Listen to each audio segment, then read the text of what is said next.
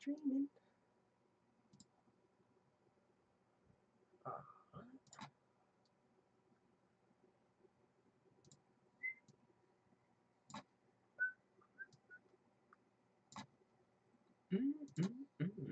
Oh yeah, I need like music. My music's not.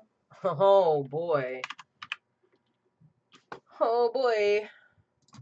Let's get some opening things music. Oh, this one might be alright. Alright. Wow. Been a minute. I apologize. Sure, there's nobody really here. That's cool. I don't mind that.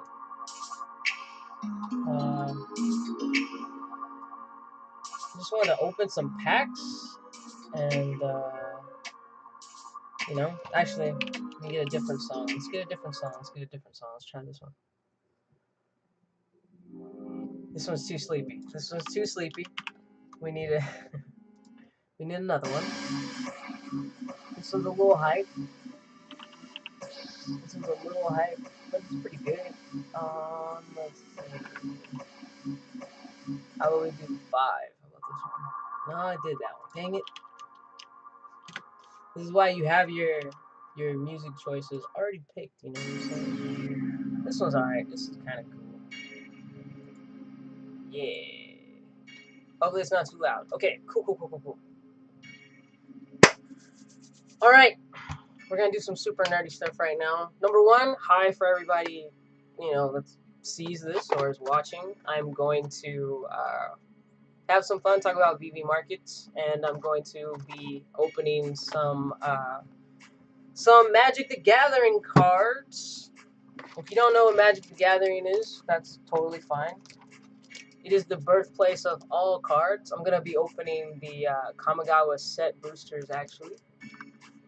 What's going on? Did I lose my feed? Oh, no, there it goes. Okay. Yeah, so I'm going to be opening Kamigawa. And this is the newest set that's come out most recently.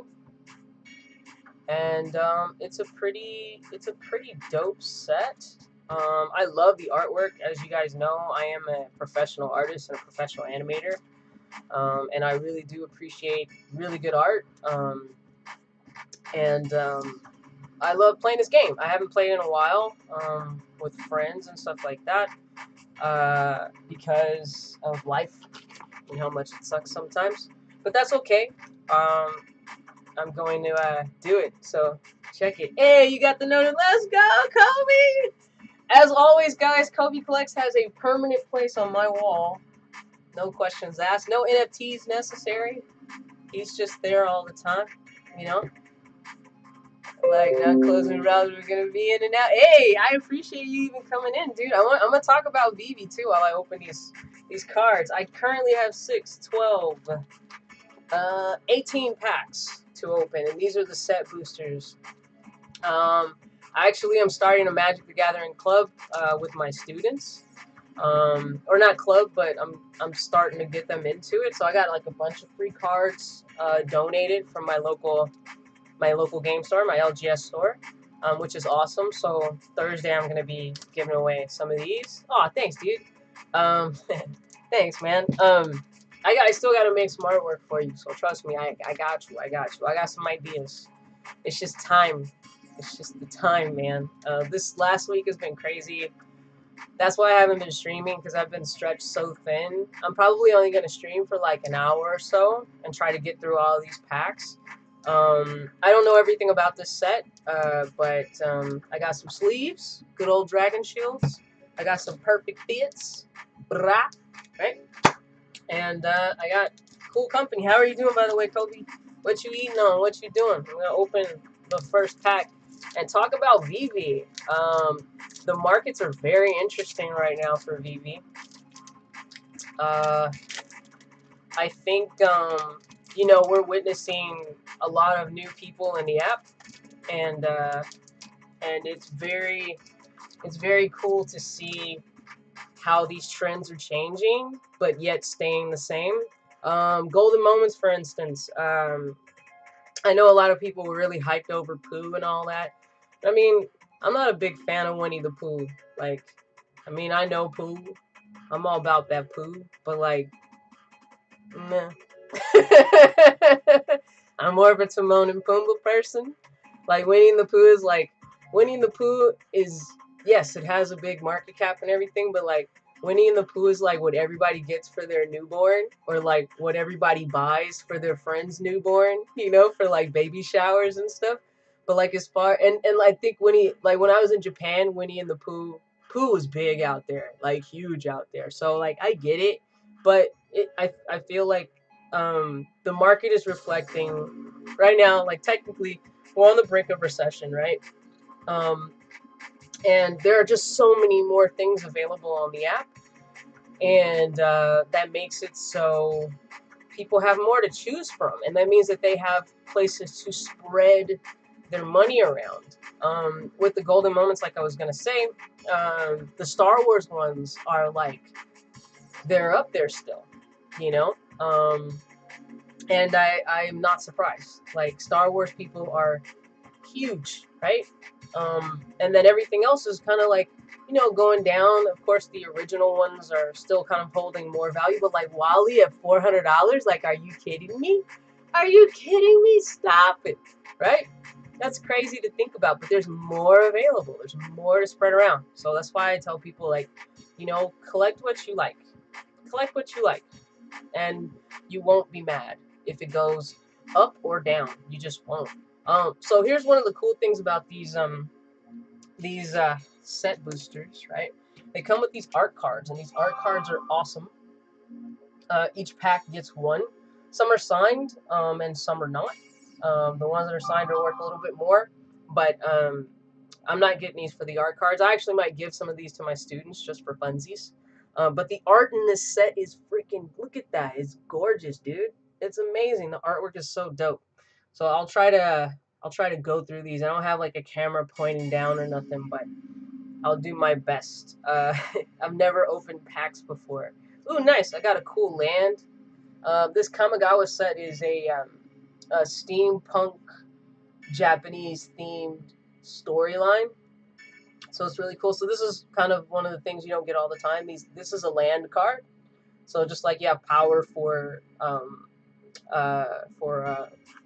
Pokemon, this is how you bring out your monsters and everything. Yo, Paul, what's good, bro? So I got that. We got some commons. Maybe I'll pull them like this. I just don't. My hands are bad, so you know. So we got a common right here, common. We got Aku Ronin. That's another common card. Really cool artwork, like I said. There's like ninja rats in this set. It's pretty dope. This is another common. Usually you get 3 commons in the beginning. And then you get the uncommons. Oh, here's another common. My bad. 4. I lied. Let's see. Common. Common. Common. Also, you get land like this. These are special lands. And let's see what the heavy hitters are. Here's some uncommons. But yeah, so, you know, it's pretty crazy to see the market and changing. You said at the start of your video description, you can put hashtag VV, hashtag VV NFT, hashtag Magic the Gathering. It'll get you those tags. Oh, yeah, bet. Can I do that now? I don't know if I can. You know, I'm still getting used to streaming, you know. Here, we'll do that. Let's do it. Let's do hashtag. No, not at. Hashtag Magic the Gathering. Alright, all together. All together.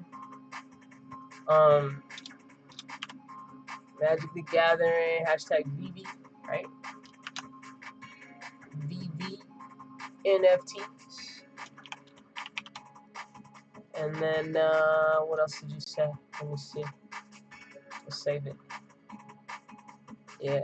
What's up, Last Lunch? What's good? Last Lunch says, I've always loved the art on these, but sadly don't know much about Magic the Gathering. Magic the Gathering is an amazingly fun game. It is like 4-dimensional chess. It's crazy. Crazy. Look at all the text on that card, right? I'll read this one. Let's see. Ward 2. Whenever this creature becomes a target of a spell or ability an opponent controls, counter it unless that player pays 2 mana, which would be the lands. Whenever you cast an artifact spell, put a 1/1 counter on the Patchwork automation. What that means is, right here is the power and defense of this creature. Power is here, defense is here. So if I put a 1/1 counter on this, this would make this a 2/2. So that's how you kind of do that. And then the mana cost is up here. This is how many lands you have to tap or use or activate in order to bring this out on the field. And then to do the ward option, you also have to pay 2. It might be kind of blurry for you guys to see, but that's how this works. And this is an uncommon card, so it's, you know, a little bit better than the common one that I just showed you guys. I got this thing. These are like double-sided, actually. They have an ability that changes. These are called sagas. So the attack happens in steps per turn. So you get 3 turns, and each turn something different activates. So it's super cool. I'm gonna. Oh! You said above. I've been a collector all my life. Oh, my bad. Here, let's do that. Let's do that now. How about it? Let's see. Hashtag VEVE NFTs. Hashtag VEVE. Hashtag Magic the Gathering. Oh yeah, Kobe, how many hero cards did you get, by the way? We'll talk about hero too, right? Right? We'll do all of that jazz. I did buy some hero cards. I think it's a great opportunity and investment. I just saw the thing on the app about the Batman pack for $50 or something like that. So yeah. I heard they're making Will Smith an NFT. Who's making the slap heard round the world? I thought that Dave Chappelle and Charlie Murphy had the only slap heard round the world until last night. I didn't even watch it live, even though I'm a film major. I was so tired, guys. I've been doing training for Unreal Engine. I'm learning how to do that. So I'm trying to learn game level design and also how to use Unreal in video production. This is a rare card. It's gold right here for the symbol. So this is a better card. Not much better. It's an instant. Here's a foil. Not that it's a big deal.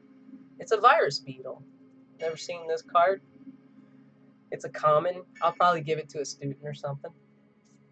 And then just a token card. These are tokens. So yeah, cool. First pack. Dud. That pack sucked. That's okay. We got 15 more. What do I think about Hero? I think it's going to be very interesting. I was talking to some guys in the LGS store about it, and they were like, how's that going to work? And I was like, I don't know, but I'm fascinated. And I'm invested a little bit, not a lot. Kobe said, only about 200 packs so far, but I'm going to go deep when I have access and know what the market's going to do. Yeah, I feel like I don't want to, you know, put the cart before the horse, as they say, too much with Hero. I do think it's really cool. It looks really awesome. Here's another art card. It's not signed, but it's very, very cool. The artwork on this set is, it's my thing. Like, this is the kind of stuff that I draw. This is the kind of environments that I think about. Like, I wish I was an artist on a set like this. So I won't be able to. Ooh, another land card. That's cool. I do like these lands. These lands are dope. They're fire. This is an island card. It's blue, so it would be for blue creatures.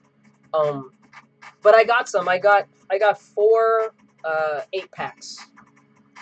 Because they said that those would have certain mythics in them.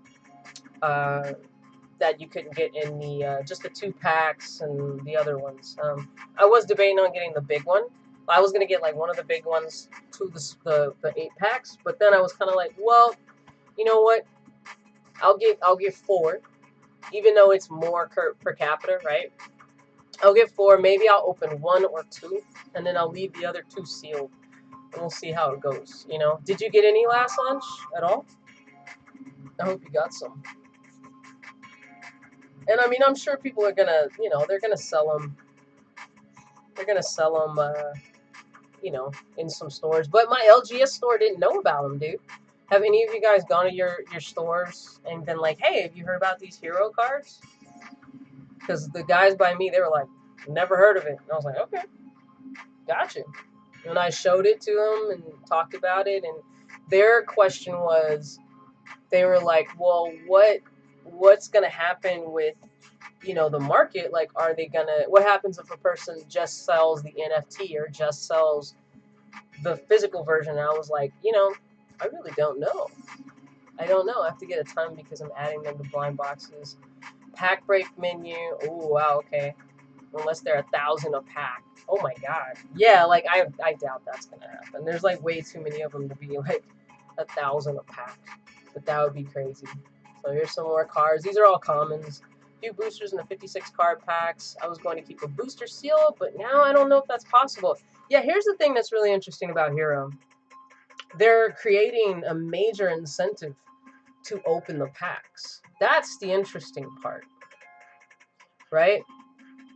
There's an incentive. Even with these, like with these, with Pokemon, the only incentive to open them is to open them to play, right? Or open them to sell, to keep and hold and sell, right? As far as like utility, but yeah, I don't know. It's gonna be really interesting to see. Kobe said, Shaman, how was your week? Well, we've been opening and collecting. Well, I've been opening these. I actually got 2 boxes of these. This is my 2nd box. Here's another cool saga. These cards are so cool. And yeah, like I said, it's like 3-dimensional chess. It's or 4-dimensional chess for the brain. It's a lot. It's a lot of involvement. But yeah, like with the hero cards, like that factor makes me ponder. It really does. Like, okay, you have a leaderboard, so you're gonna make it so that people like. What if you? Let's say, what if you? This is a rare, by the way. I don't know how good this card is, but there it is. But let's say, you know, you get really good special perks for opening certain cards. Let's say they give you a perk for opening a certain amount of cards. Like, I don't know if you guys have been going on the Hero app every day, but just so you know, go on it every day, which is another thing. They're creating an incentive, which this is something I wish that VEVE would do. And I'm kind of surprised that they haven't. But my name's Nerd Shaman on there, by the way, in case you guys are looking for me on Hero. I do want to find all of you guys.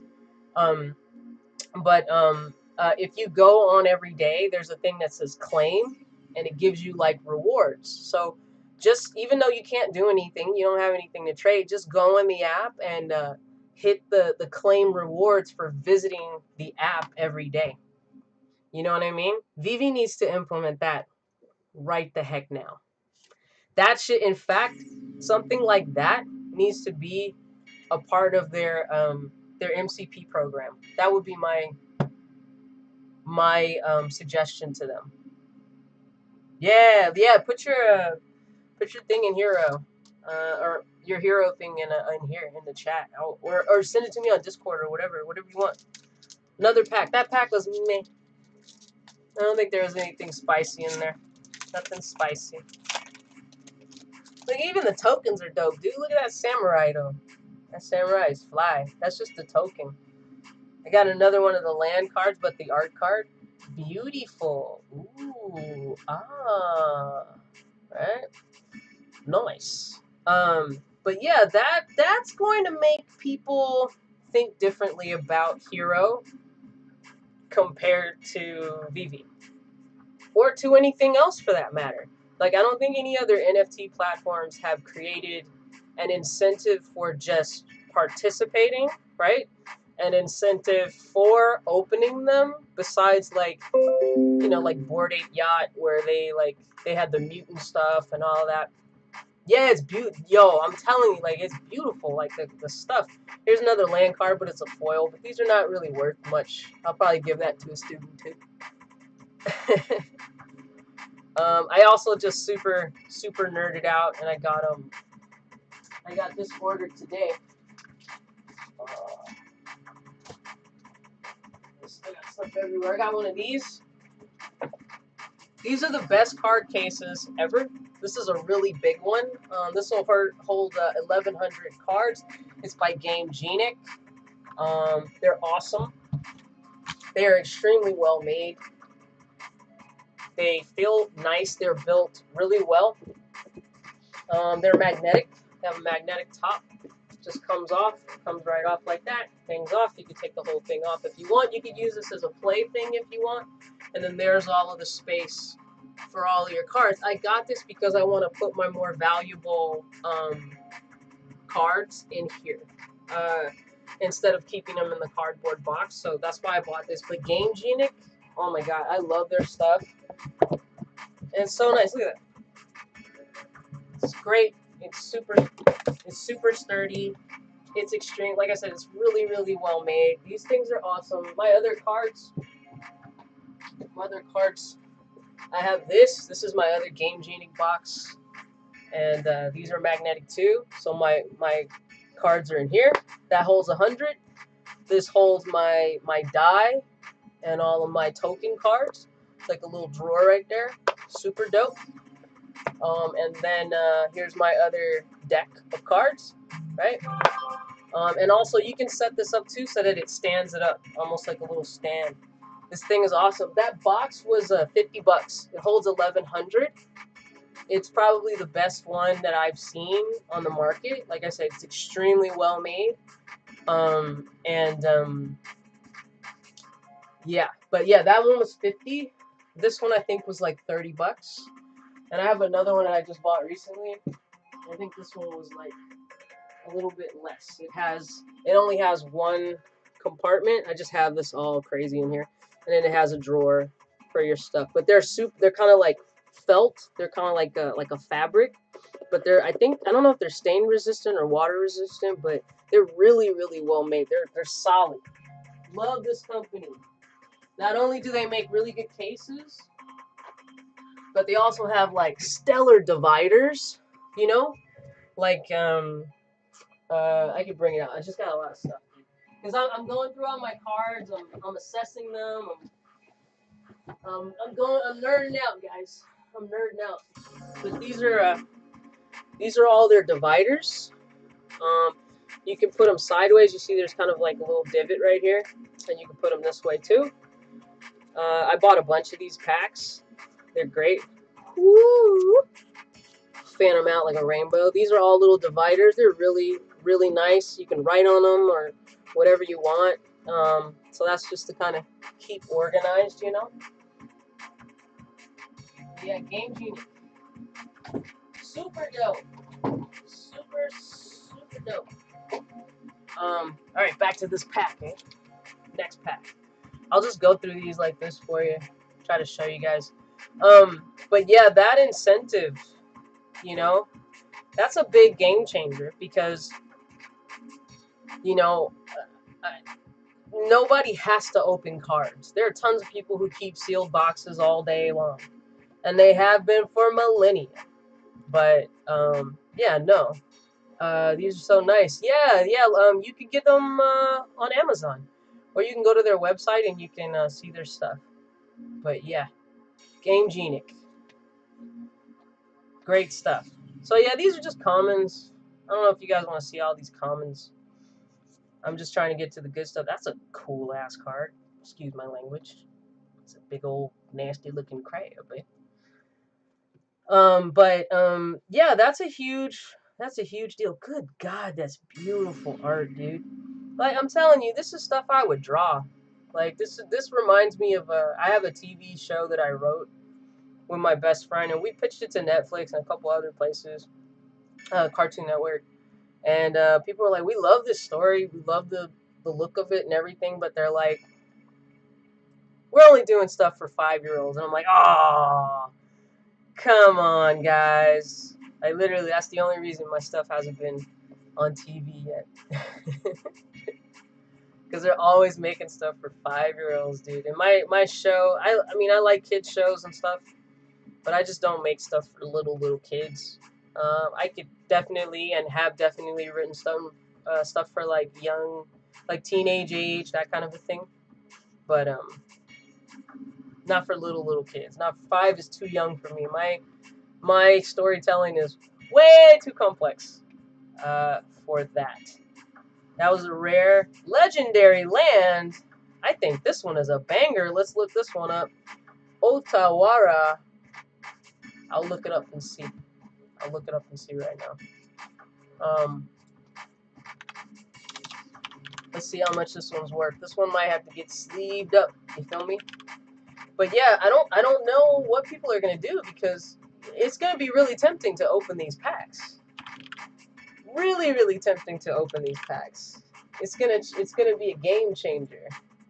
Big game changer. Because now people are gonna be seeking the leaderboard, seeking whatever perks, incentives, utility that Hero wants to give. There could be anything, you know. If they're working with DC has their own, you know, studio and company too. Hero could be like, oh, if you show this card, this legendary card, you get to see this movie for free, or you get the movie as a download. Like, they could do anything, right? But the competition, the competition, that's gonna be a big factor, man. Big factor. Huge factor. All right, let's check this card. Let's see what this card is worth right now. Ota.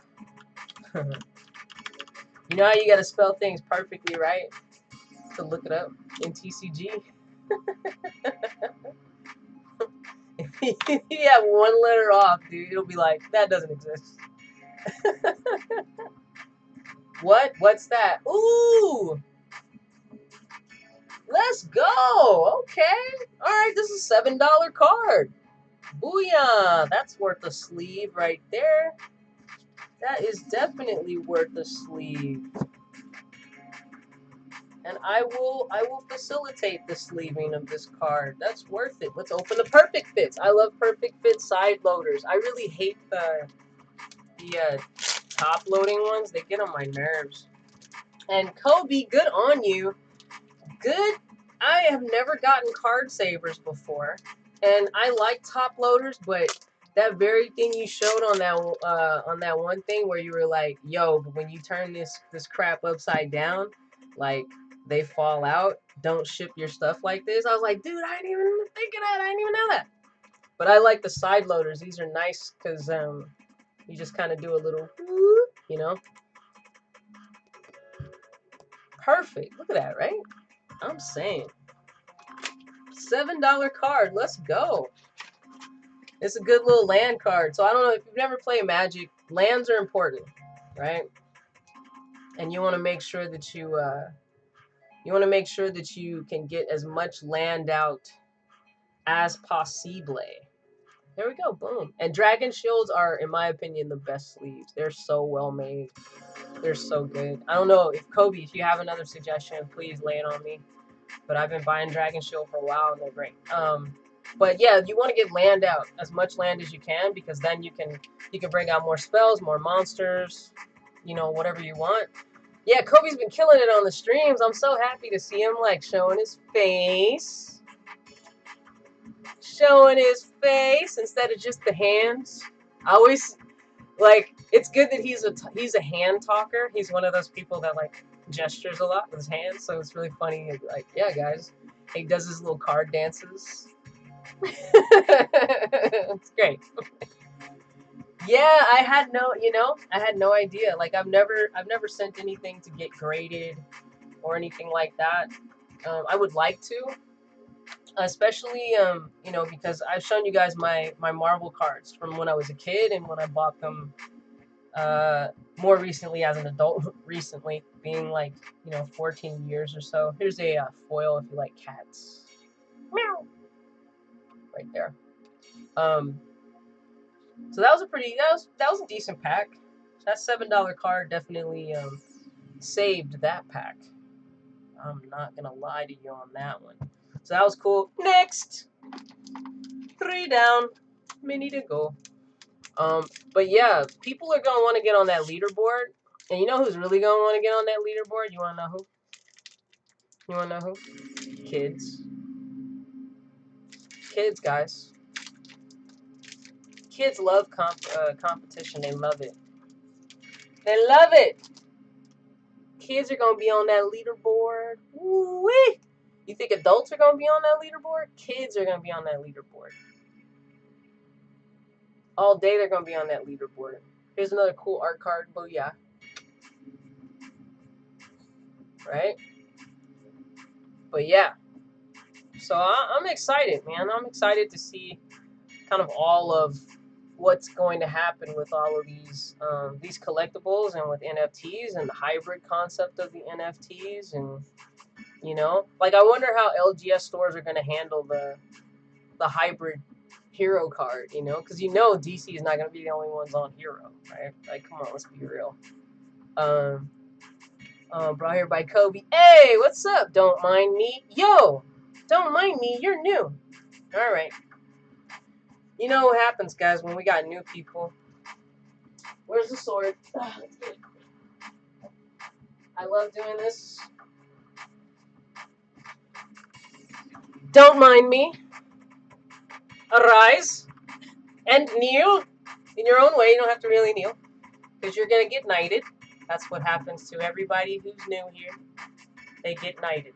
All right? I'm a nerd. I knight those that arise here. So let's do it. So arise. Here we go. To the left. To the right. To the head. To the heart. And back to you. Let's go. Oh, snap. We got somebody else in here. Let's get it done. Yo, Steph. Hey, I know who you are. You're from Randy's stream. What's up, Steph? You shall get knighted too. Arise. Here we go. Ready? All right. To the left. To the right. Head, heart, and right back at you. Let's go. Let's go. What's up, JOC? JOC, did you get knighted? All are knighted here. All are knighted. If you haven't, JOC, let me know so I will knight you. ADHD, my memory, it eludes me. So yeah, hero cards. Knight J. All right, let's go. Ready, Jay? Ready? Kneel. Kneel your hip. Here we go. All right. To the left, to the left, to the right. Head, heart, and right back at you. Booyah! So yeah, guys, I'm a big collector. You guys can't see everything here. This is not all of my collection. I'm a professional artist and a professional animator. I chose to get into the profession of teaching kids in the hood animation because, you know, being a kid in the hood, we don't really have much. We don't know about animation as a career. So it's, you know, it's good. It's good to give back. I don't know how long I'll be doing it. I've been doing it for 17 years, which is a really long time. But, yeah, show us 3 things I love in my room. Whew. Man, that's hard, bro. That is hard. 3 things I love in my room. Well, this is one of my prized possessions. I am going to get a real one at some point. But I won't count this. I won't count this at all. Let's see 3 things. 3 things. 3 things. Yes. Okay. All right, here we go. Okay, I got some ideas. 3 things. Number 1, my Battlestar Galactica Top Gun mug. I used to get on people's nerves at work with this Battlestar Galactica perfect replica I used to drink coffee and stuff out of this. Actually, I used to just drink water out of this because I didn't want to ruin it. If you've watched the show, you know what this means. And you also know what that means on the side of the mug. Yes, yes. Yes, yes. That is one of my 3 favorite things in my room. Another thing. Huh. Let's see. Let's see. Ah, here we go. Okay. This isn't my windowsill, you know, in case I need to call the bats. This came from the Dark Knights Special Edition Collector's version of the game, the first game. So this sits on my windowsill. Super dope. Love Batman. Always love Batman. And then, actually, it's getting hot in here, so hot to pick up on your clothes. Let's see. I'll show you this. My Spawn covers. So dusty right now.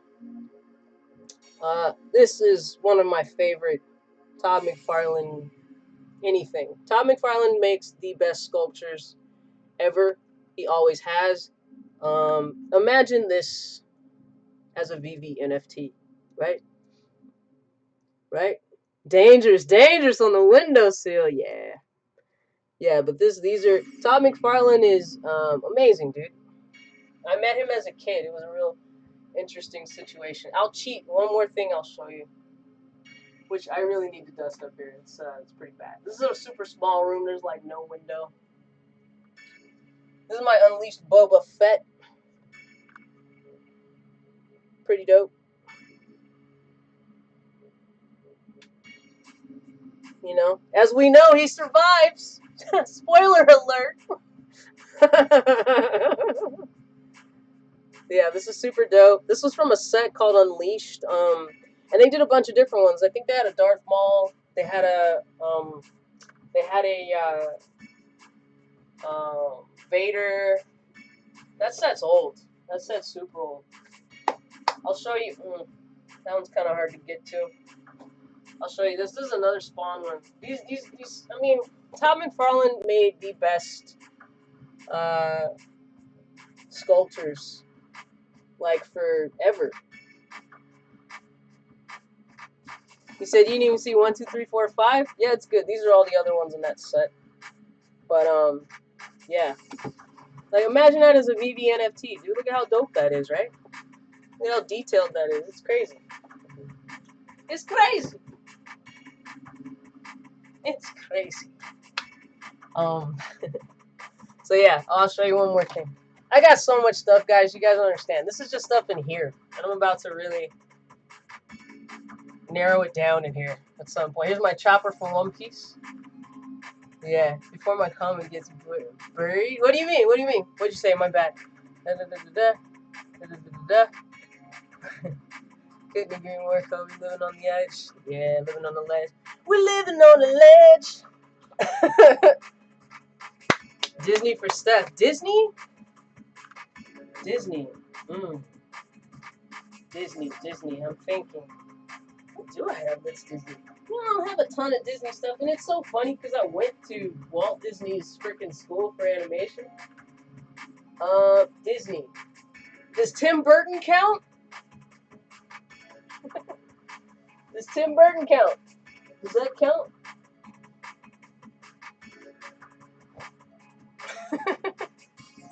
Anything Disney. Anything Disney. Oh. I got you. Hold on. It'll take 2 seconds. 2 seconds.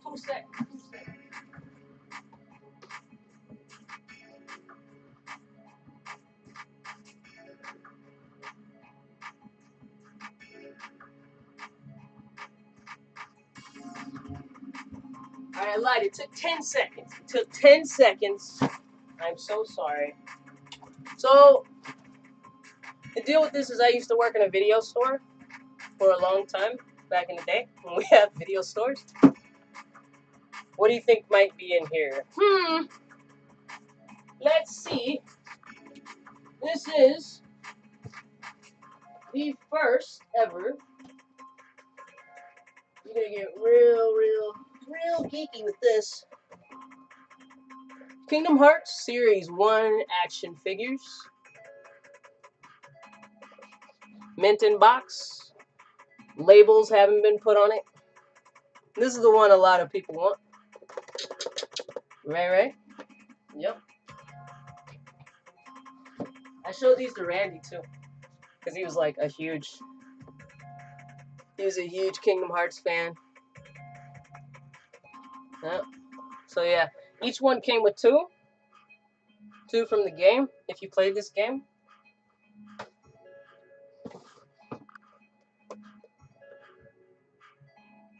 Right. No, your language is welcome here. It's fine. So Donald and the Air Soldier. Oh my god! Yeah, see, here's all the labels that I didn't put on. Because as soon as I was working there, I was like, those are mine.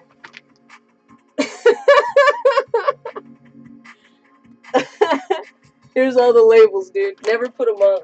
I was like, yep, this is mine. Thanks. We used to get like 40% off. I worked in a store called Suncoast. So yeah. Pretty dope, right? Look at those sides though, y'all. Look at those sides, guys. Look at those sides. Okay. I'll show you something cool too. It's something that's kind of animation art Disney nerdy. I just thought about it. But yeah, these are dope. I'm going hunting right now. I'll show you something you could never get. If you find it, you let me know. I should have bought two of them, but I'll show you. I'll show you guys what it is. Yeah, there's the big one of the dark hearts or the heartless with Pluto. So yeah, I bet those unpeeled labels will go for something one day, yo. Cause that Suncoast doesn't exist anymore.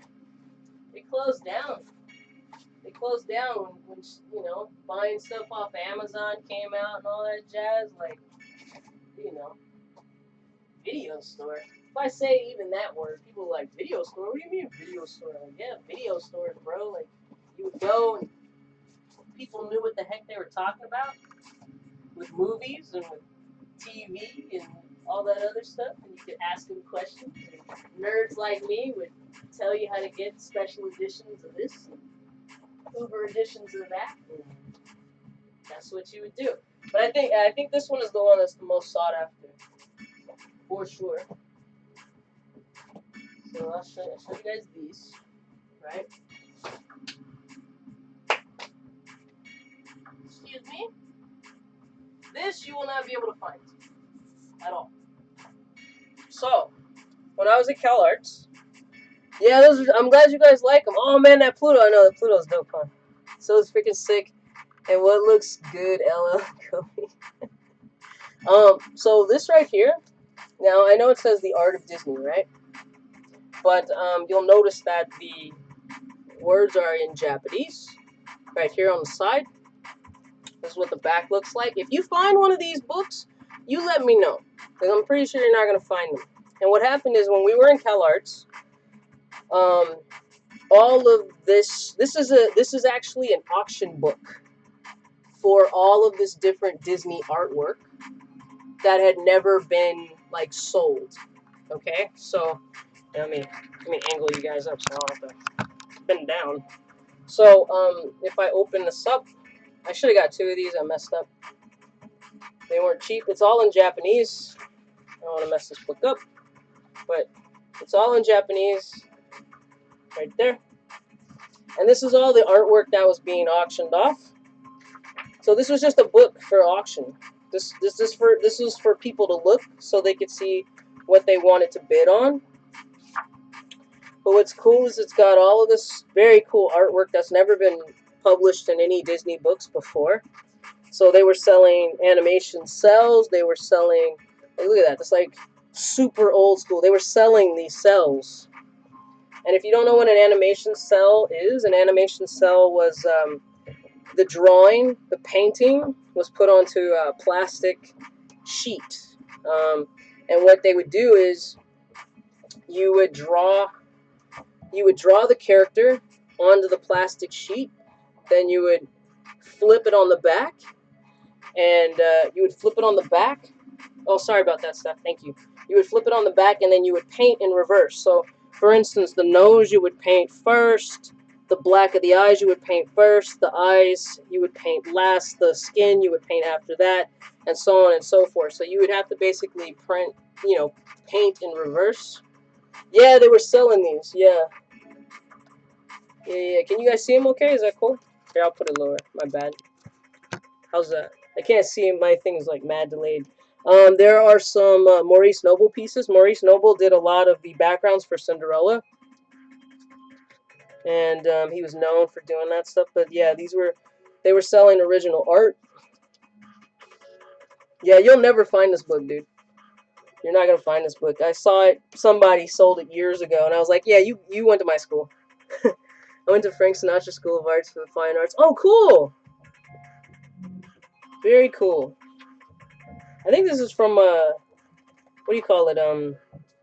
What's the story of the dude with the apples? I can't remember. I'm blanking. I'm so tired, dude. I've been teaching kids all day, trying to teach them the beauty of animation and art. Right? So this was just a book that people bought or looked at so that they could figure out what pieces they wanted to buy. Is that better, guys? Is that okay?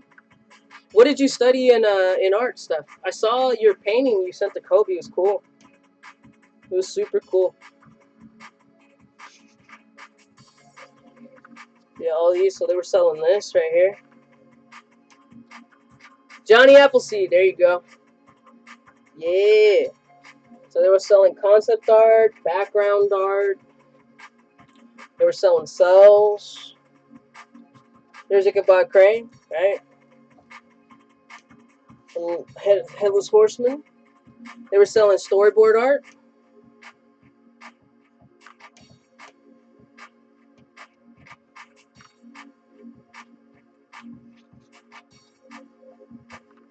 Concept art, storyboard art for like Lady and the Tramp and stuff. Super cool. This book is thick, dude. I mean, if you guys want, I'll go through every page for you. Can you guys see okay? Let me know if you see okay. All right. Now, I'm not a super Disney nerd like you guys or like you stuff, but I got some stuff. Huh? Here's some cool concept artwork, right? I've never seen that before. What's up, Cosmo Keyman? Cosmo Keyman, have you been knighted yet? I think that's a new name. I believe that's a new name. Went to YouTube University, failed all my classes. You're funny. Here's some. I love Maurice Noble stuff. This is Maurice Noble. This is just bark on trees. Freaking awesome. Okay. My friend actually has some of his work. Yeah, Cosmo. The rule here is when you're new, you get knighted. And that's just how I operate. You know what I'm saying? I don't think you guys can see this good. I think I need to make it. I am not important here. The art is. There you go. Is that better, guys? Is that cool? We did a bunch of different things. Steph says drawing, painting, 2D design, 3D design, printmaking, animation, then Photoshop, and InDesign. This was a long time ago. Graduated in 2006. Okay. All right. Well, it could be longer ago. All the classic Disney art is so damn good to me. Yeah, it's super good. It's on point, you know. It's very cool, very expressive, and you know, a lot of this stuff was done practical. I mean, all this stuff is practical. It's not digital. Digital didn't exist. You know what I'm saying? But yeah, all these backgrounds. Look at that. Look how cool that is, right? Right. Super dope. Printmaking. Printmaking is fun. I've done it a couple of times. Like when I made my shirts, me and my friend, we printed a bunch of my shirts. We did some some screen prints and stuff like that.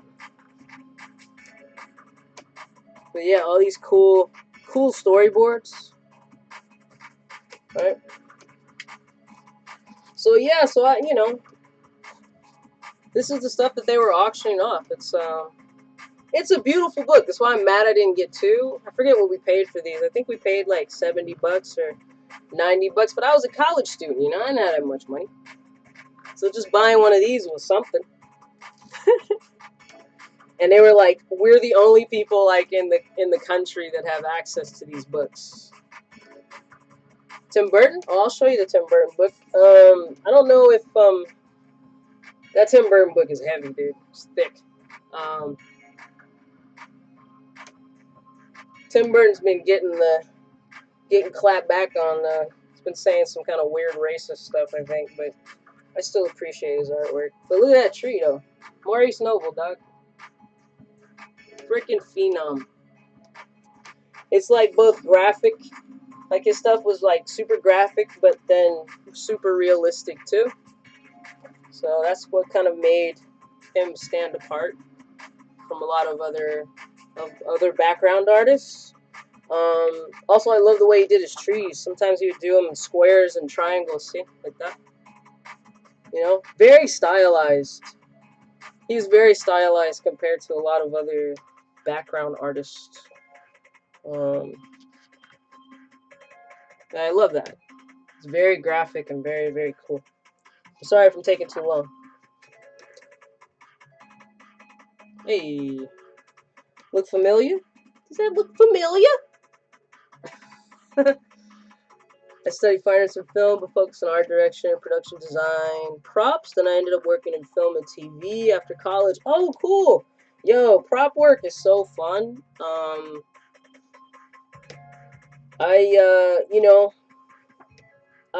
just I love these, dude. I've been an animator since the age of 13, so that was just I guess my little soul was like, I know what I want to do. And then my best friend and I, we grew up out here, hood adjacent in Cali, in LA, and we didn't have nobody in our family that was artists, nobody in our family that was in the entertainment business, like nothing. He's directed on Rick and Morty, a whole bunch of other Teen Titans Go. Look at how dope these are, these pastel pieces. Like, yo. It's just artistry, Pastel is my favorite medium. I don't know if you can tell. You kind of see on in back of me. Ta-da! Pastel. Charcoal. But yeah, super cool, right? Really trippy stuff for Alice. Like, look how trippy that is. That's straight up, that's like an acid trip.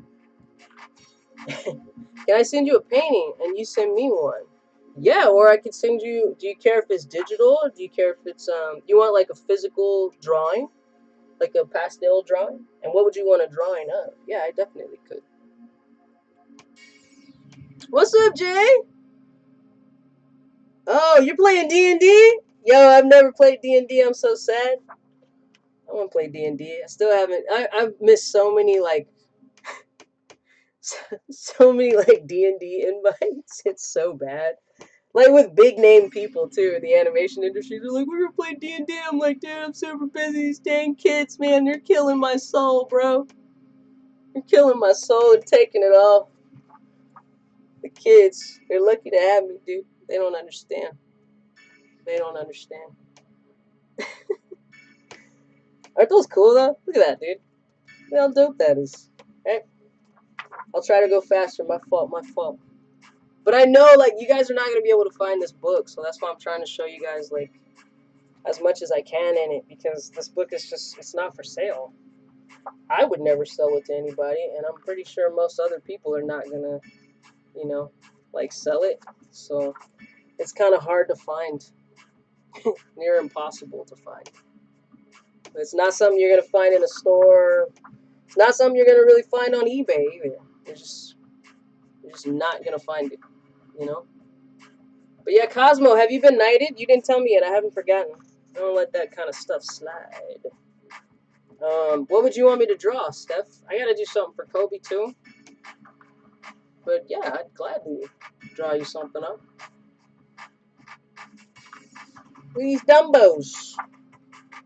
More Dumbos. Look at that. So yeah, they were just auctioning all the super old stuff. Sorry guys, you guys know I got really bad hands, so can't feel the pages quite good. Yeah, Kaz, have you been knighted? Oh yeah, here's Fantasia right there, boom, right? I'm not even looking, bro. I'm just flipping. Just flipping these pages, homie. Yeah.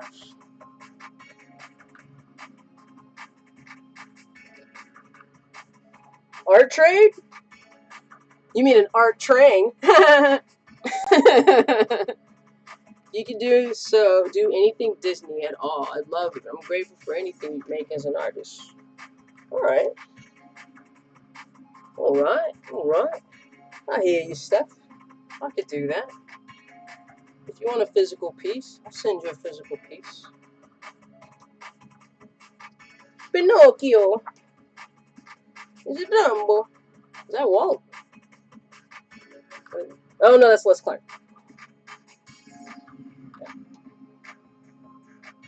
As you can see, you're not gonna see any women in here. Women artists. Back then, we didn't have a shot.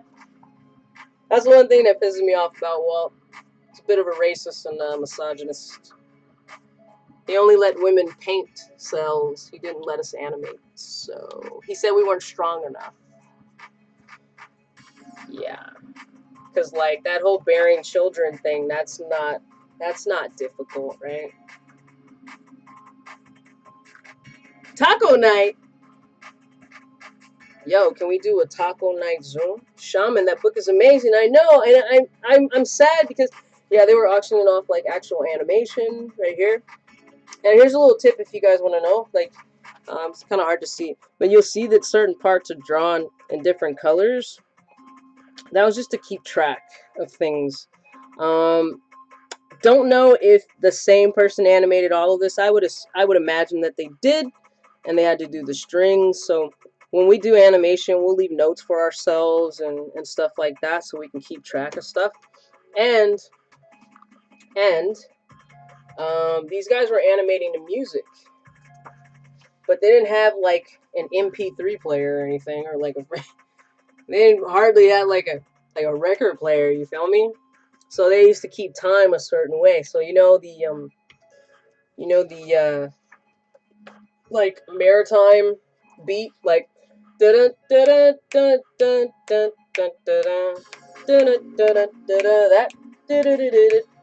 they would do this and they would time their animation to this like a metronome. That's what they would do. Here's Yemeni. Oh, the Yemeni cricket. Yo, now I want tacos. You guys messed me up, dude. There's some Alice. Some Alice. Alright. Super cool. They're leaving notes for themselves because of all this damn cloth. Alright, for sure, Kobe. Here's some Bambis. Alright. Here's some Trampskis. Yeah. Like, they were selling this, dude. Look at that. They were selling the noodle kissing frames. They were selling these. Yeah, now everybody wants tacos. We've messed everyone up. So, Cos, did I knight you, bro? Or bruh? Bruh, bro? Don't know. Either way, I gotta knight you. Yeah, they were selling these, yeah. Here's a funny story.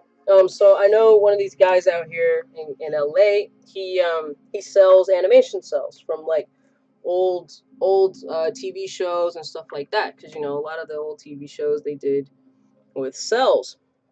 And this is a sad part. So they put all of them in a warehouse, and this was probably hundreds of thousands of cells, and they just put them in a warehouse. But here's the problem.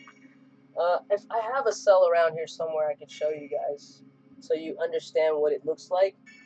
But I don't know where. I think it's in my other room. I don't feel like stopping right now. But basically, the acetate, the chemicals that make the cell are super toxic under bad weather conditions, like under heat and stuff like that. So, he told me about it. He was like, yeah, he was like, I go in there and I find, the ones that are still okay through Pokemon World, and now he's family. Oh, cool, Kaz. Well, I gotta knight you, dude. Here, after this page, I'll knight you. Here we go. We can't have people in here not knighted, man. We're all out here fighting on these VV streets. Here we go. Let me get the sword. All right, kneel. Kneel, Cosmo. Kimon. All right. I think you're kneeling. Are you, sir? Okay, here we go. To the left, to the right, to the head, to the heart, and right back at you. Thank you for hanging out in my very nerdy, very goofy stream. Thank you so much. Thank you. Little Mermaid, Beauty and the Beast, Lady and the Tramp, or Lion King. Woo-wee! I'm going to say Lion King, man. Lion King. I do like Little Mermaid, but like, man. Lion King. Look at these background paintings, dude. Woo! So you're in there like swimwear, Cosmo. You're in there. Like they were selling these, bro. Look at this. Look at these. Look at these. They're amazing. So when you see, all right, let me give you a little lesson here. When you see something like this, okay, just like how I'm doing it, that's what this was for. This was a pan shot, right? So you'd make a long strip,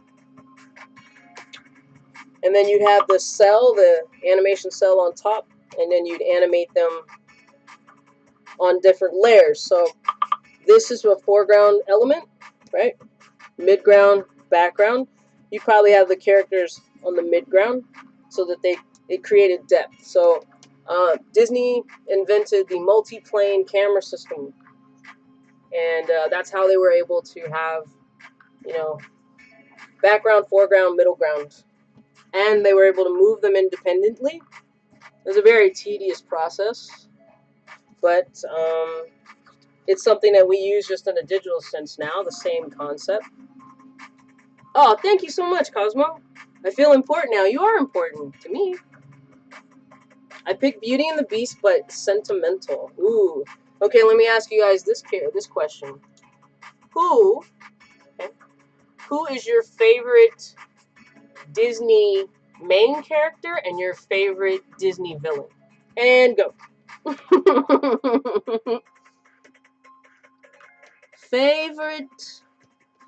Favorite hero, favorite villain. Who? Hopefully I'm not going too fast, guys. Yeah. I gotta speed it up though. I gotta get going soon. So yeah, Steph, I don't know if you were in here. We were talking about those hero cards, and the fact that there's a leaderboard, which makes it an incentive and a utility to open the cards. So I was just gonna say Hades. Hades is like my favorite villain. Definitely my favorite villain. I love the concept of how they drew him, how they designed him, and he's very funny. Probably one of the most lovable villains, I think. I know that people count the Chernobog, right? I think that's the name. Chernobog from Fantasia, right? But yeah, Hades, I love Hades. It's hilarious. Jafar is fabulously funny. Prince Abubu.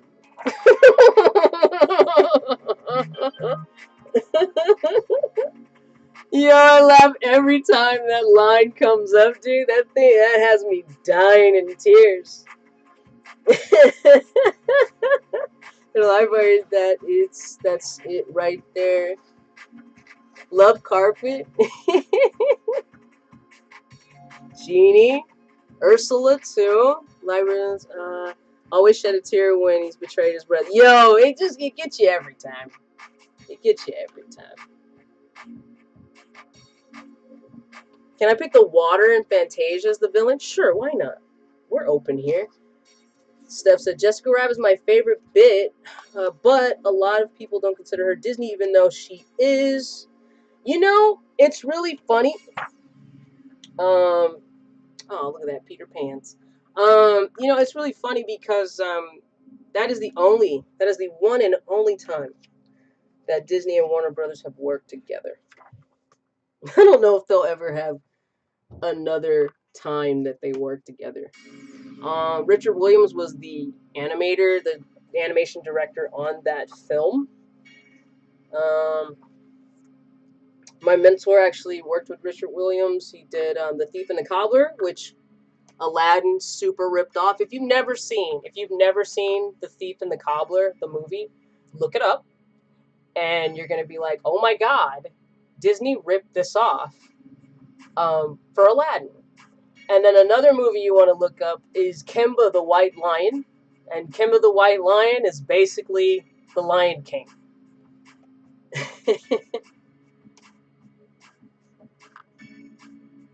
Steph, have you seen that? Have you seen The Thief and the Cobbler? How many people have seen that movie, man? Sword in the Stone? Love Sword in the Stone. I think Noble did a lot of backgrounds for Sword in the Stone, too. Yeah, these are like all these background pieces and pan shots and all kinds of other stuff, you know. But yeah, they were auctioning all the stuff off in Japan. Only in Japan, too.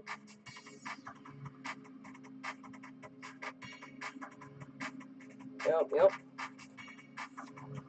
Oh man, guys, it's so much art. It's so much art, dude. I feel like I'm a showing machine. This is kind of funny. Forget the Magic the Gathering cards. I'm just gonna show this all this stuff in my collection. Sword in the Stone is a sleeper. Yeah, I love that movie. Look at these, dude. Look at that. Right? So good. So good. So yeah, Thief and the Cobbler was directed by the same animation director as Roger Rabbit. And the reason why they picked him is because he was known for animating on ones. So here's a little fun fact for all you guys who are not animation nerds. There are 24 frames, individual still images, in film. So that means that when you see a second of video or film or whatever it might be, you have just seen 24 individual frames pass in front of your eyes. And Disney typically animates on what's called 2s and 1s. Redo the stream in Vietnamese? How would I do that? I must learn this. So what that means is when you animate on 2s, you have one drawing that is held for 2 frames. So that means that Disney would typically do 12 drawings at least per second. 2s and 1s. So they do a mix of all of them. But Richard Williams and his crazy self, he would animate everything on 1s. So it would be one drawing for each frame out of the 24. So way more work. Double the work. In fact, fun fact, you guys ever wonder why most cartoon characters only got 4 fingers? You guys ever wondered that? You ever wondered that? Why do cartoon characters mostly have 4 fingers? Why is that? What's that all about? Is this a thing, right? Why do they do that? It cuts down on production. That's why. It cuts down dramatically on production, drawing 1 less finger per frame. Okay? So the reason why they picked Richard Williams to do Roger Rabbit is because he animated on 1s. And what happens is when you're animating with live action video, the video is on 1s. So if you animate something on 2s, then it's going to look steppy. It's not going to look like it fits in with the same world as the video. So that's why they hired Richard Williams. He was the master of animating on ones. As was my mentor. My mentor could animate on anything. Rest in peace. Big ups, Corny. But yeah, so all of these awesome paintings they were auctioning off. I don't know what they used. I'm gonna guess and say probably gouache. It could have been oil, but oil takes forever to dry.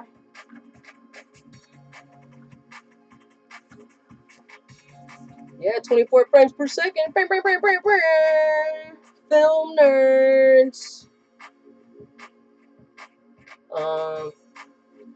So yeah, these are like, oh man. So okay, another thing. The reason also why these are really wide and very detailed is so they could zoom in to certain spots too. You know, like I said, Disney invented the multi-plane system, the multi-plane camera system. So that allowed them to do, you know, one plane for the background, midground, the character, and for other things. They were able to do up to eight planes, I think. But the more planes you had because of the plastic, the more foggy the images underneath multiple layers would get. So, oh yeah, here you go. Look at this. They were auctioning this off for all you Disneyland nerds, eh? Yeah. So there are a couple of books actually that you can find um, that have the original draft like maps of Disneyland.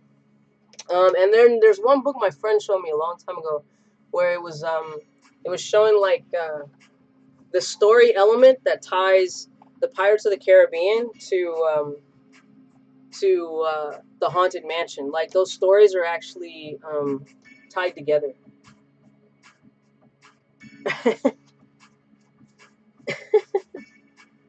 Yeah, this is all artwork from the park. They were auctioning this off too. See, it's crazy, right? Like, I don't even know if people realize, like, you know, even back then they were doing, you know, you got to do concept art for the rides. That's all of it, guys. That's all of it. And here are the years of all the stuff being auctioned so that they could get it. It's all in Japanese. Domo arigato gozaimasu. So yeah, that was it. Ta-da! So yeah, good luck finding this book. I hope you can find it. I don't know how much anyone would charge for it. The last I saw it on eBay, which was like maybe 8 years ago, it was like a $500 book. So this is you know, the book that's not a book. You know what I'm saying? The book that's not a book.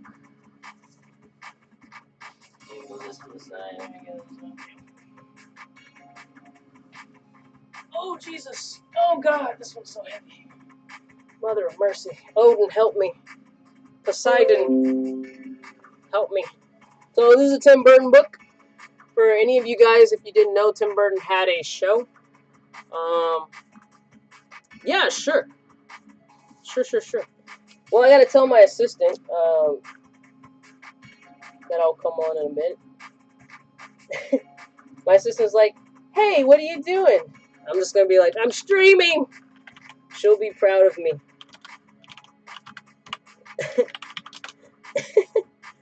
um, yeah, thank you. I have a lot of cool art books from artists and the like. So yeah, this is the Tim Burton book.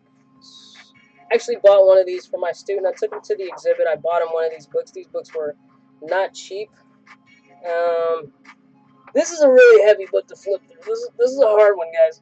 I'm gonna have to tip it a little bit. Here we go. We'll go through this fast. Here we go. So the exhibit was awesome. I'll tilt it down a little bit too, so you guys can see. There you go. Oh Jesus. Okay, here we go. This is heavy lifting here. You gotta do it for the views, guys. You gotta do it for the views. So yeah, Tim Burton went to Cal Arts. He went to the same school as I did, not during the same time. But you can see a lot of his. This is a lot of his early work. The exhibit was very, very cool. It was awesome. Yeah, Oyster Boy is yeah, big thing. Here's a sketch of Edward. Right? Is this sizzle hands? Here's some more. This is from Vincent. Have any of you guys seen this short film? No. So this was his film from Cal Arts. It's called Vincent. It was stop motion animated. It's a very cool, creepy story. He got Vincent Price to narrate it. But yeah, this exhibit was amazing. It was very, very cool. They were selling some of the Oyster Boy books there at the exhibit. This is the dog from Vincent. These are some of the concept drawings. There. Who's that? Who's that guy? What's this? What's this? There's color everywhere. What's this? There's white things in the air. What's this? I can't believe my eyes. I must be dreaming. Wake up, Jack. This isn't there. What's this? Gotta love it, right? But you know, people don't give the right person credit for directing the animation for A Nightmare Before Christmas. Here's stuff from Batman. Yes, Batman. Yeah, this book is thick. This book is thicker than a Snicker, my dad used to say. Look at Catwoman. Wow. Wow. Hey, girl. Absolutely love this book. I'm a big fan of Tim Burton Outside Nightmare Before Christmas. Yeah, he's very talented. Like I said, he's got some issues with black people, I think, but you know, what are you gonna do? I think his words were, "Black people don't aesthetically fit his storytelling." I'm like, yeah, Tim. What is that? They don't fit his film aesthetic. Got it. Got it, bro. Got it. Got it. Got it. Okay. Yeah, sure.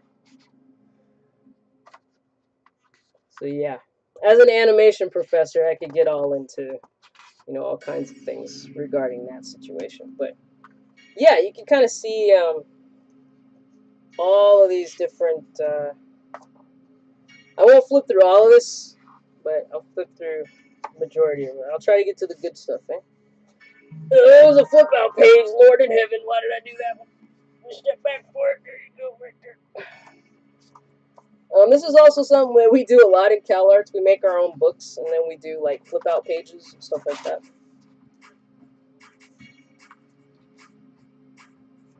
Oh, this book is heavy. Good God. And we do a lot of work in pastel. Yeah, that ain't it, Tim Burton. Yeah, it's like, dude, really, bro? What does that even mean? Please, explique, s'il vous plaît. Go in detail with what you just meant by that. Mars Attacks, eh? Love Mars Attacks. Mars Attacks is hilarious. Hilarious. Very, very cool. Very, very cool. And then for those of you guys who don't know me in here, I am a UFO researcher in real life. I'm back to cancel Tim. Nah, you don't have to cancel him. That's fine. It'll bite him in the ass at some point. Something will. Karma is a bee, as they say. Karma is a bee. Yeah, I love these though. These are great. You know. But yeah, Cal Arts is known for not being the conventional type of art. We do things differently. We are very much taught to be out of the box thinkers, and I think that's why it's a testament to why John Lasseter and all these different people came from that school, because we just we approach doing animation differently. And when you go to Cal Arts, also, we have to make a film every year, so that's like our final project. We have to make a film from start to finish. We have to be every iteration of our own pipeline, so we have to do our designs, our storyboards, sometimes our voiceover, um, our editing, if we have editing, our animatics, our animation, our cleanup, our color, everything. We got to do it all, baby. We got to do it all.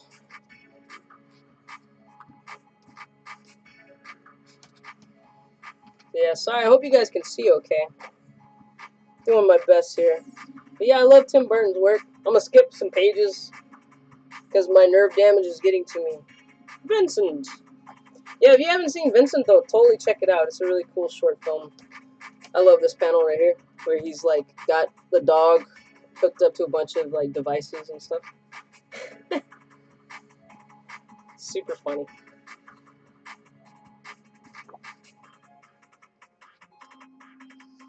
Tons of stuff, guys. Tons of stuff.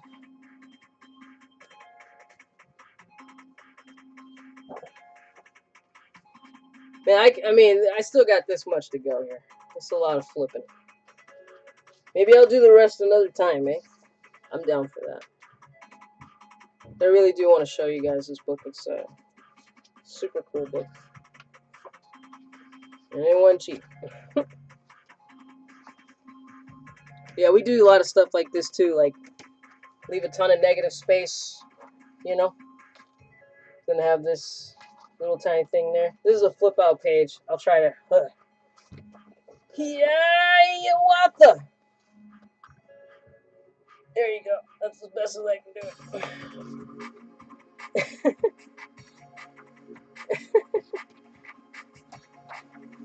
So much stuff, guys. So much stuff. Anyway, but yeah, it's cool. Love it. Love it. Let me skip some more. Booyah.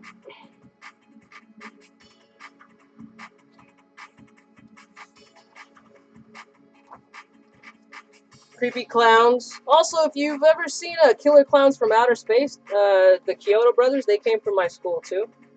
They actually teach a lot of stop motion animation there too. The guy who created SpongeBob came from CalArts. He was in the experimental animation department though, not character.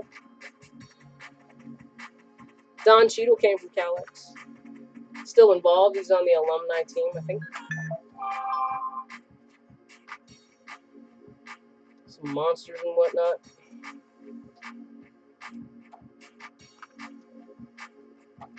Yeah, just just crazy cool stuff, you know. Sorry, I'm skipping through so fast, but maybe if I get a better setup, I'll point the camera down, and then we could do. I got a billion art books, guys. You have no idea. Ton of art books. There's who's that look like? Ugh.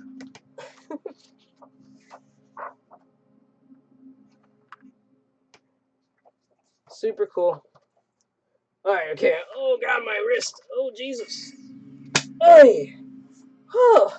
It's like beyond a Bible. This is like something you find in an ancient tomb, buried beneath some nerd animation cave, Huge. Ugh. I got a lot of art books. I got my friends' art books. I got all kinds of stuff. Art books from movies, art books from all kinds of stuff. Okay, my assistant doesn't need me. Yay! I'm gonna take a sip of water.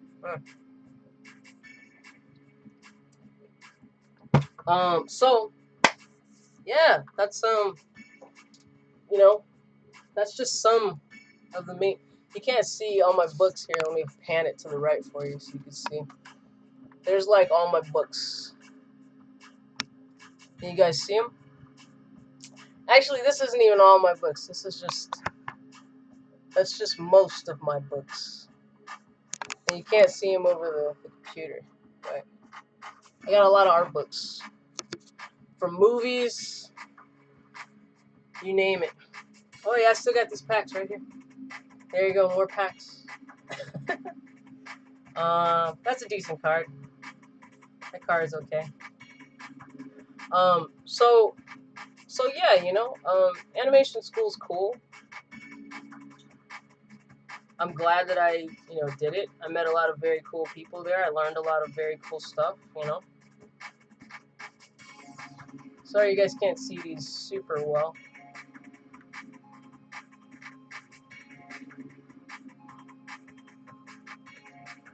But yeah, I'm very curious to see what Hero ends up doing. And I hope that VEVE implements some of the stuff that they're doing. You know, make an incentive to view the website. You know, give points, give MCP points to for frequent visitors. I don't know about you guys, but are you guys the kind of people who are like literally on VV every day? Like you check the market every day? I know I check the market every day.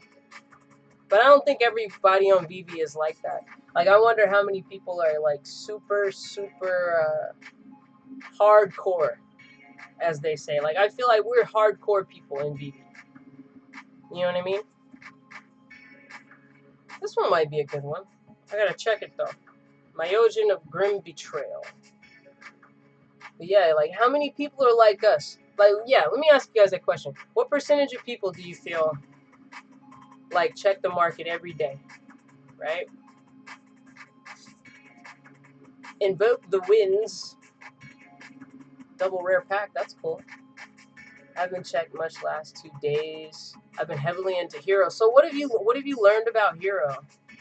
What's something you've learned about Hero that you don't feel like anybody's talking about? Because I'm still trying to wrap my head around all of the stuff with Hero. There's a foil. It's a common though, but it's still cool.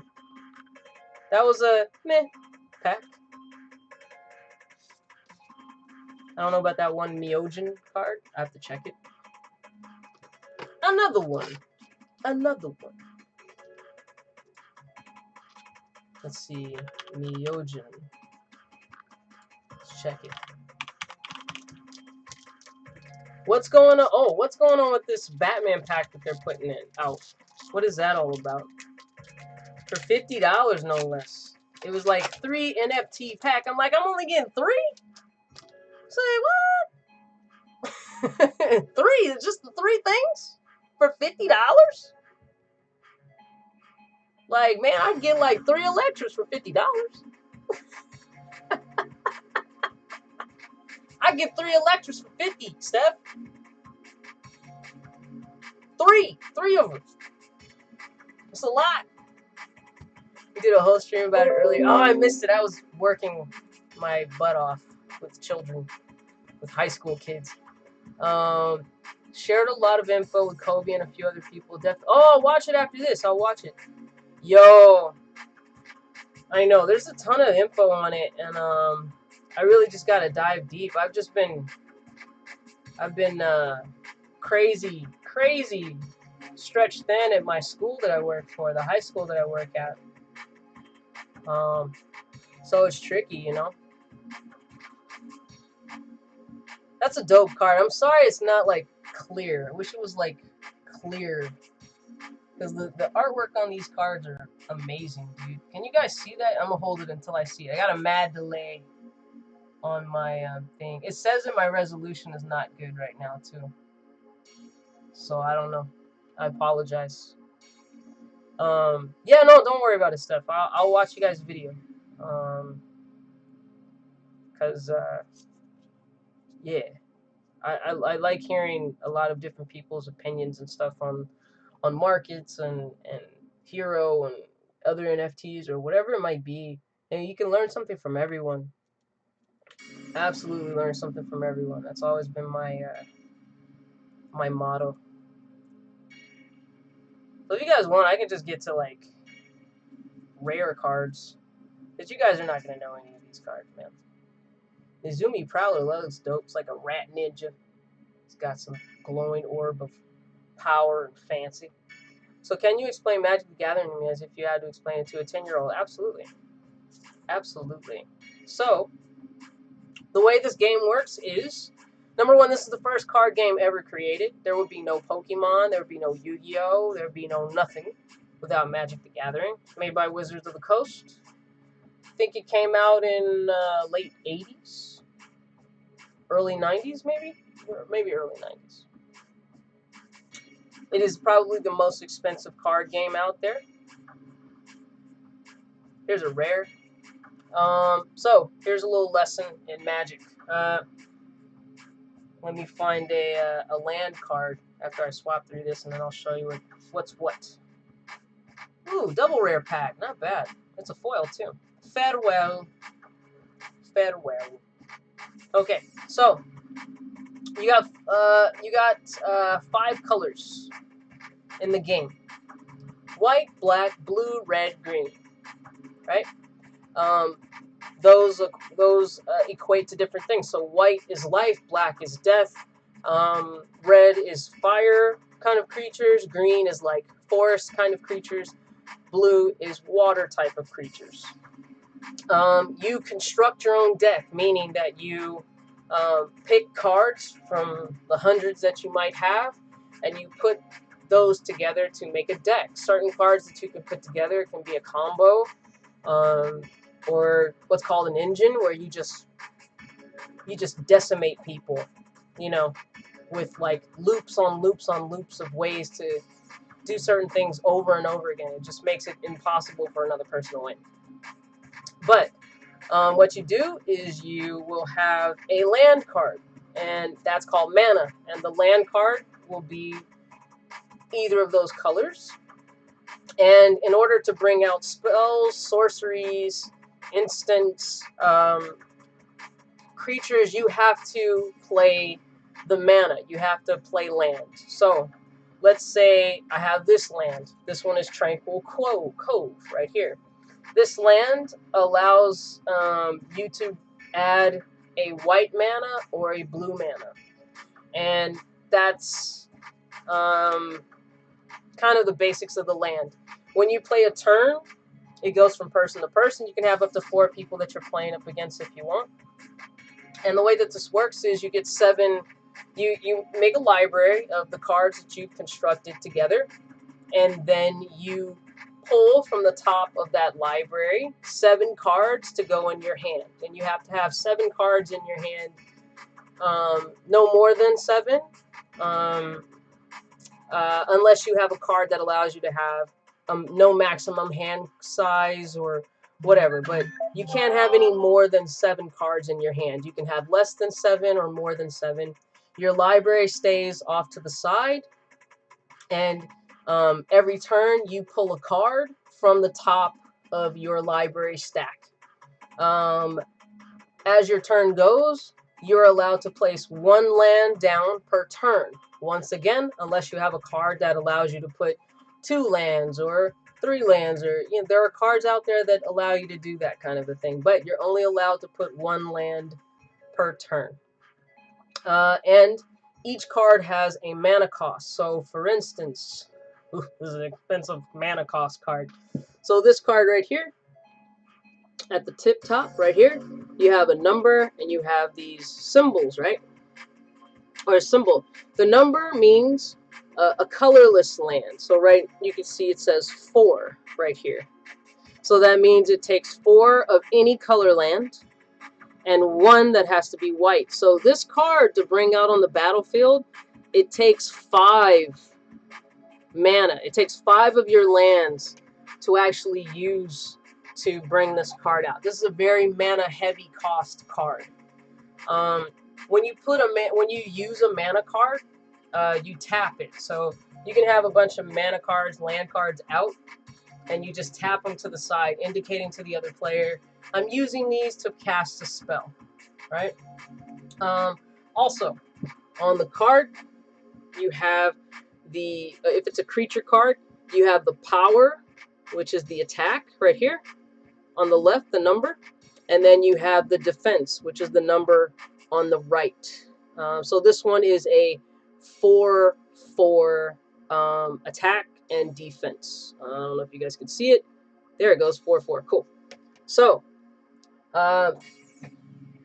if I have a creature that attacks me, and it attacks me with an attack of 3, it's not going to kill this card. It's not going to kill this creature. So my creature could block it, and it wouldn't die.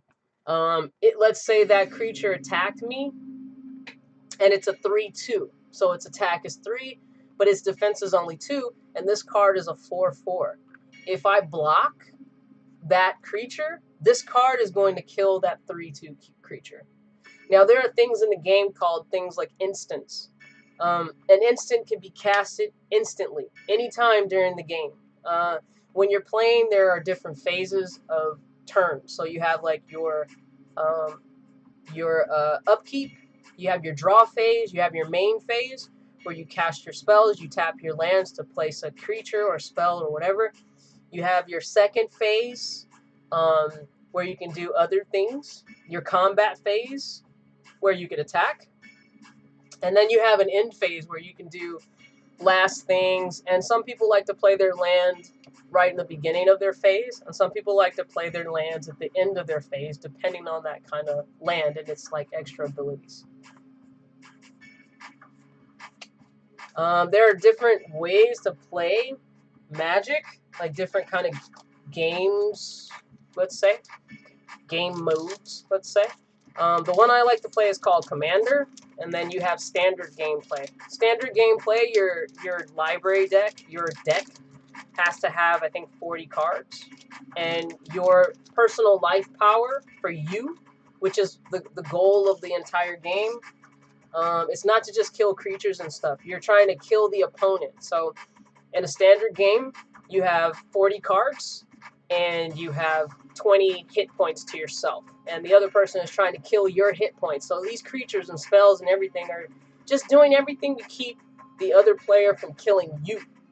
That's the main deal. If you play Commander, however, you have one main big baddie, you know, and they're usually a legendary creature. And that creature can die and come back. Even if it's exiled, it can come back. It's your commander. And your deck will have 100 cards in them. Now, with the standard cards, the standard deck gameplay, you can have multiples of the same card in your deck. But in Commander, you can only have one of each type of card besides land cards. Same thing goes for, standard play. And you want to make sure that you have a good balance of land, so that when you're pulling, because when you have your library that you pull from, you shuffle it. So even though you chose what cards are going to go into it, it's by chance. You don't know what cards you're going to pull after you shuffle the deck. So you want to make sure that you put cards in there that work well with each other. They work in concert. So yeah, that's kind of how that goes. The hit points in Commander, when you're playing Commander, is 40. And the gameplay in Commander tends to be a lot faster. Standard is a little bit slower, I think. I don't really play Standard. I only play Commander. But yeah, that's kind of the basics. And there's a lot of stuff with Magic. There's a lot of stuff with Magic. Like I could get into it, but it's a cool land card. Like I said, this set is banging, dude. Like the artwork is freaking gorgeous. It's really, really well done. Like all of this stuff in this set is like stuff that I kind of draw. It's stuff like I would draw. So it's a really, really well done set. I'm digging it for sure. Oh, that was a happy little surprise. That was a good little card there. Not too bad. So yeah, that's Magic. There are all kind of cards in there too. There are cards where you gotta like flip a coin. There are cards where you have to like roll the dice, or you never know what you're gonna get. In Magic, it's a very, very fun, intense game. It was really funny. One of my students wanted to play, and he brought me a mini deck of cards for Magic, and I was like, dude, I'm not playing you with that deck because I'm not reading all this tiny, tiny text on these tiny mini cards, but I'll bring my decks, and then you can play me against with my own decks. That's fine, just so you can learn, because they're learning how to play the game. And I told some kids, I was like, hey, I'm going to show people how to play Magic the Gathering if you want to come by, hang out. And they were like, nah, they're playing Smash Brothers or whatever, because I have a gaming club. And then after we started playing and getting into it, some kids were walking by, and they were like, dude, that looks kind of dope. And I was like, oh, it is dope. Oh, children. Oh, children. Come hither. Nerd out with us. So what I did yesterday, I bought like $20 worth of bulk cards for them, so I can help them start building their own decks. And I bought a prize for the person who wins if we start playing each other. So that'll be fun. That'll be really fun. Here's a legendary creature. This will be something that you would consider a commander, because it's a legendary creature. So this could be your commander. And this is what this commander could do. At the beginning of combat on your turn, return a target vehicle card from your graveyard to the battlefield. So if your vehicle got killed, you could bring it back. It gains haste. Haste means that you don't have to tap to attack. And when you attack, you tap your card to indicate that you're tapping, that you're attacking. And then you can return it to its owner's hand at the beginning of your next step. So that essentially means that you can bring out a card that got killed and go, yeah, brah, and put it on the board, and then it gains haste, so it's like but, like it starts Will Smith slapping everybody on the board, and then you can be like scoosh scoosh, and you can take it back and put it in your hand. So now you just brought a creature back from the dead. You made it attack without tapping, and then you just put it back in your hand like nothing ever happened. So you could bring it back out again. That's a pretty good commander card right there. That's a good one. And the mana cost is only 3 mana. It's 1 black, 1 white, 1 colorless. So that's a pretty decent commander. If that's like not a super like good commander card, I'll give it to one of my students, because I'm like that. Oh, thanks, dude. I'm trying, bro. I'm trying so very hard. Look, you see this shirt I got on? This is why I'm so tired, and this is why I haven't been streaming. I was doing Unreal Engine training this weekend on my Saturday and Sunday from 8 a.m. to 4 p.m. both days. So, yeah, not just for me, but for the kids. Oh, for the kids. If they only knew. If they only knew. Next pack. But yeah, no, Magic is super fun.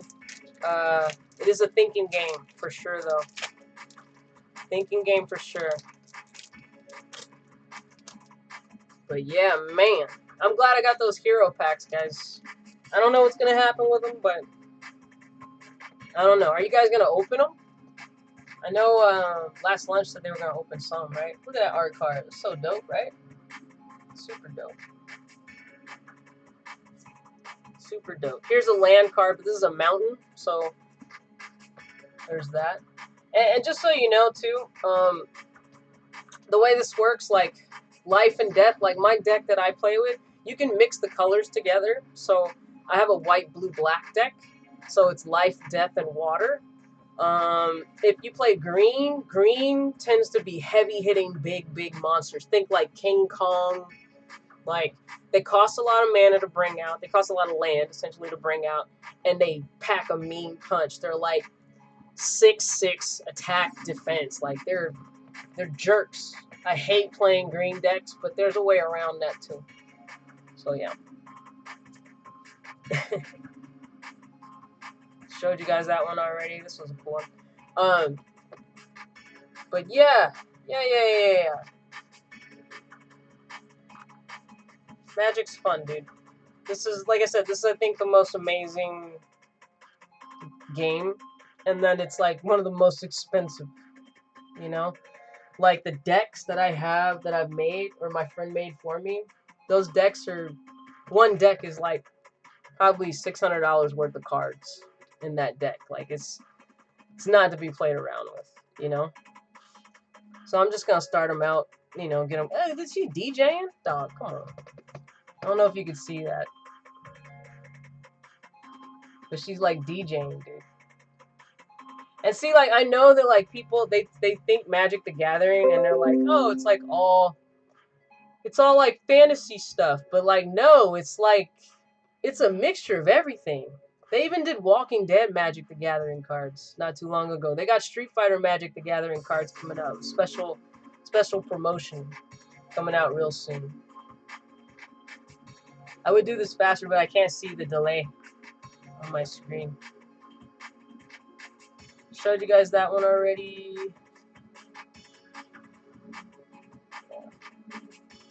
Patchwork Automation. Never seen that card. But yeah, these cards are awesome. But yeah, I'm learning Unreal Engine. That's gonna be a fun little situation. We'll see how that goes, you know. Learning how to make video games, and I'm the other reason I wanted to learn this might be a good card. Ooh, Goblin Shaman, my kind of people. The other reason I wanted to learn Unreal Engine is because they're starting to use it in production for film and TV. So they use it for Game of Thrones, they use it for Mandalorian, they're using it for a lot of stuff. So I think it's going to be super cool. Oh, there's an old card. I don't know what set this is from, but this is like older artwork from Magic compared to the other one. So yeah, what do you got? Oh, I got a question for you guys. What are you guys looking at on the markets of VEVE right now? I'm kind of just like watching right now. I'm not really like buying anything right now. I have like a certain amount that I spend on per month for NFTs and for crypto. And I don't know if any of you guys are into crypto too. I know some of you guys are. I've been into crypto since 2019. So I started buying like Bitcoin and all that stuff in 2019. It's like when it was like $5,000 a coin. Ooh, I got a foil land. Check out this land. This one's pretty. This one's pretty. I'll sleeve it later. But yeah, I've been studying crypto for a really long time. That's a pretty card. That is a pretty card. I don't know if it's focused. Can't tell. It's mad delay. You know, I mean, it's very interesting to see the adoption rate of crypto, and you know, people don't realize that the adoption rate of crypto is 10 times the adoption rate of the internet. You know, and I'm old, so I remember when people were like, "Is this a fad? What's this internet thing? What's this email?" I don't think they're ever gonna stop sending mail. You're like, okay. So I look at this kind of stuff. I look at the NFTs and, you know, all of that in the same vein. You know, this is a matter of evolution, and we're changing in terms of what we collect, how we collect, what we value, how we value things. I try to teach my kids about investment and about crypto and inflation, because I don't want them to be screwed over, you know, when they're older. I told them, I was like, guys, when you guys are like in your mid-20s, bread's gonna be $10 a loaf. What? I was like, yeah, I had to tell them about shrinkflation. I broke their little hearts. They love Doritos, right? And recently, Doritos had to make a major decision. They took 5 chips out of every bag of their chips because it was going to save them $50 million or something crazy. So they took 5 chips out of the bag instead of raising the price of the chips. And my students were heartbroken, bro. You should have saw their little faces. Their little faces, dude. Chips are their life. High school kids, chips? I'm getting less of them? Yo. They were like, Miss J, that means there's like no winning the situation. I was like, exactly. I was like, yeah, there's no winning the situation. You either have to pay more money for the same amount of chips, or you got to pay the same amount for less chips. Which do you prefer? Either way, you're not going to get what you want. So it's going to suck. And they're like, oh, man. So this is another legendary creature. I have to look up this card and see if it's valuable or not. But this will be another one that you could use as a commander because it's a legendary creature. And the rarity is right here. So kind of like Pokemon, you get the gold if it's rare. If it's orange, it's a mythic rare. Silver, it's an uncommon. Black, it's a common. So that's how you look at these cards here. Ooh, I got a foil uncommon card right there. So yeah. That pack, I don't know if it was good. It might have been okay. It might have been bad. I don't know. Here's a token card. Tokens, what these are for is, let's say you have a creature, then it goes, if this creature dies, you create a 1/1 human monk token. Then you use this token. And this is just a token. Like, it has, like, advertising and stuff on the back. So this is just something to be, like, a placeholder for that token creature that you created, or token artifact, or whatever it might be. So it's just it's like a placeholder, not an actual, like, card. But there are some tokens that are worth a lot of money because they're really rare. So don't sleep on tokens, people. Don't sleep on tokens. Next pack. Coming at you. Oof. Love this artwork. Let me see if I can hold this up nice and steady for you. This is something that I would draw, dude. Totally something I would draw. I'm going to wait to see if you guys can see it okay, so that it gets its just rewards. Focus, focus, focus. Can you guys see it? I think you can see it. No, get me out of the picture. Go to left. It's pretty dope. It's pretty awesome. Let me get a little closer. Hey, yeah. Come a little back. No, you can't see it. A little back further. Dang it. That's a beautiful card, man. I hate that this doesn't give it justice, dude. Okay, it got a little bit clear. Okay. That's just this is a gorgeous card. I don't know who the artist is. Ekaterina Burmack. Wow, what a name. What a name. Another foil land. Very cool, cool. I'll sleeve those up later. But yeah, I think I'm going to in terms of VEVE, I'm really glad I got my DeLorean not too long ago. I know that a lot of people buy gems off app. I have like one time, but I mean, it's kind of a good deal if you can find somebody that's like legit and honest and not like pulling a scam, which is really crazy. I mean, I'm not surprised that, people always try to figure out a way to game the system, That's just going to be in anything. So for people who are like, oh, VEVE should have known, or it's like, dude, like, it's a brand new freaking company. Like, people look at the app and they're like, it's so polished, it's so clean, they must be perfect, everything is right in order. Like, no, this app is so new. The platform is so new. Like, come on, people. People gotta keep in mind that, like, VEVE wasn't even intending on having this many people this fast. VEVE wasn't expecting or thinking about doing cash out. That was, it's kind of annoying. Like, there are so many things that they're doing to try to encourage and help the community out, and they're listening to the community and they're making those changes despite it going against their initial plans, and people are still complaining, dude. It's wild to me. It's so like, it's just impatience on acid, It's impatience on acid. Another legendary creature. Cool, cool. So yeah, I don't know what people are expecting, dude. Like, you try having 2.5 million people when you were expecting like way less. You were expecting like 500,000 people, maybe.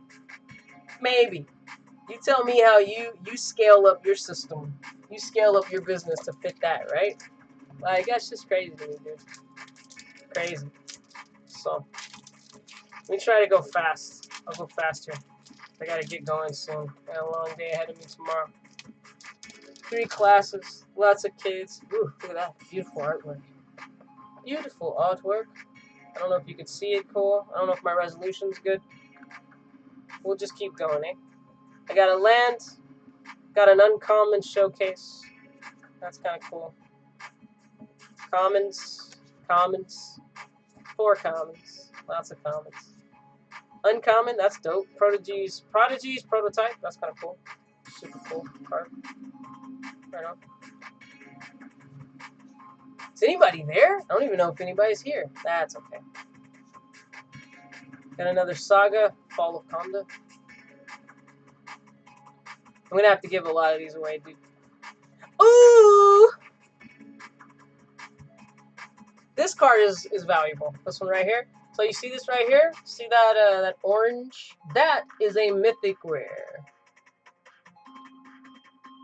That's a good card. This is Go Shentai. Let's see how much this card is worth right here. I'm gonna sleeve this one up. Go Shentai.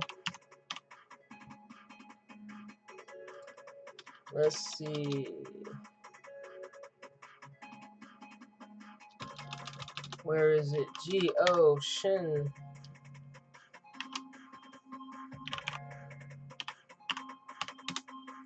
Let's find this card. Go Shentai. This card is worth 11 bucks. Let's go, eh? Let's sleeve this up in a perfect fit. Why don't you? I'm excited about this art swap. I think that'll be cool. I'm down for an art swap. I'm down for that. This guy's getting sleeved up. Ka-chow. But yeah, for the markets, ooh, another one too. Ta-ke. It's a difficult name.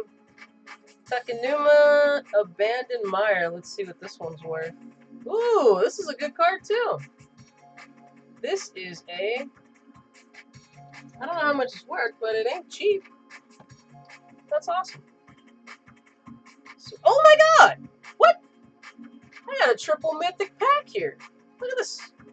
This one, right here. Hey. This one, a rare. Yeah, yeah. And then I got another mythic rare. So it's a 2 mythic rare pack. I'm not sure how much this one's worth. Let's see. Nashi. Moon. It probably isn't worth much. Watch. Oh no, it's okay. It's like $3. That's not bad. Yeah, right? Yo! Hey! You guys are there. But yeah, I'm glad I got my DeLorean. I paid $800 for it, I think. Yeah. But I had bought some gyms off app, so it was a little bit cheaper than that. Not a ton cheaper, but it was a good move at the time. I like looking at the DeLorean is like my litmus test for the market. I don't know if that makes any sense. But I'll be like, what's the DeLorean at right now? That's like the first thing I look at to kind of get a sense of like what the markets are doing. And it's very interesting. And I got a foil for the last card. That's nice. It's a common, but that's cool. That was a good little pack right there. Not bad. I already opened some packs in this box that were great. I got like a $30 card, I think a $50 card, and another pack. So I've already opened some good stuff. This whole box costs about $120. So it's definitely made its money back. And my LGS store was like super chill. Shaman, what we eating? What we watching? I already had some sushi earlier. What am I watching? I am, a signed card, but it's not signed. This is my favorite one because I have bonsai trees. It's signed, but that little gold foil, that means it's signed. I am watching a show called From. That's what I've been watching right now. She's doing bonsai, dude. Those are all bonsai tools that she's using right there. I know because I do bonsai because I inherited my friend's bonsai trees who passed away. They made a 1 and 2. Kobe, you need a hydration check. Yo, yeah, oh yeah, dude, I forgot to drink more water. Look at that. Kobe, you know how it is, dude. You be talking. The original Jumanji board. You know you can go get that Jumanji game, like at a Target or something. It's dope. There's a land card. It's a really nice land card. I love these land cards. I might actually like use some of these. Every set has different designs, different land cards, different artists. So you never know like what kind of cool stuff they're gonna bring out. There was a set that came out for Magic the Gathering that had Godzilla cards. I could show you those. So they had like a creature, but then they had another version of it that was Godzilla. I could show you those cards. I'll show you guys those cards. Gonna run outside, exhale, bit of stuff, can't exhale in here. No worries, 2 minutes. I want the original. Those marbles and game pieces were amazing. Also the wood carving details. Yeah. You know, I wouldn't be surprised if you could find somebody that'll do a custom box for you. You know, just like there are people who make those custom D&D tables. Have you seen that? It's pretty amazing. And I really want to get one day, I want to get one of those tables that they make where it's got like secret compartments and you got to like take a magic wand and like hit something with a magnet and then it unlatches something and then it gets like secret compartments and like they turn and they open up and it's like a puzzle, but it's a table. I love stuff like that. It's great. All right, common. Let's get to the good stuff, eh? Common. Last of the commons. Okay. Uncommon. Assassin's Ink. That's a really... The artwork, dude, is so good on this set. It's like one of my favorite. But yeah, I've been looking at the Disney Golden Moments, but I'm not looking too hard. I kind of want to get some of the Pixar pals. I did get the Up House. The Up House is my favorite out of the whole set. Hands down. Yes, I love Woody, but as far as like one that's like amazing in photos, the Up House wins all day. It's my favorite. Literally, when I show my students the Up House, they're like, yo, that's freaking cool, Miss J. And I'm like, dude, right? It's the Up House. It's the Up House. They love the DeLorean. It's the best looking one. It's the best looking one. The Up House is my favorite out. I love Woody. Yeah. I love it. Andy's on the foot, whatever. The Up House, though, it's gorgeous. It's gorgeous. Got a rare saga. I don't think I've gotten this saga before. I have to look at how much this is worth. Tribute to Horobi. I don't know if does Pokemon have like a card system that'll let you like scan the cards to find the value of it?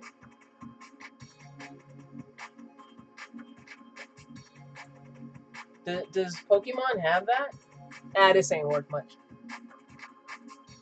Jay is back in the house.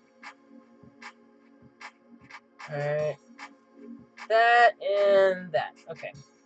Nothing big in that one, just the signed card. But this is my favorite one out of these because it's bonsai. And I love bonsai. My bonsai trees are drunk today. It was raining. So yeah.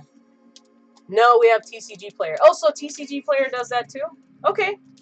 That's cool. I didn't know they did it for Pokemon cards too. Because I don't have any Pokemon cards to scan, so I wouldn't know. Isn't that dope though? Like when I found TCG, I was like, dog, I could just scan this with my phone? Stop it. Just stop it. Get out of here. The future. The future. There's another art card. That's pretty cool. I can scan my cards? Get out of here. There's another beautiful land card. I'm getting some good land cards in these last little packs, dude. Look at how dope that looks. I might have to switch out my land cards. You know what I mean? Because these are gorge. Love Japanese art. When I went to Japan, dude, Japan was so dope. Kobe, have you ever been to Japan? Or anybody in here been to Japan?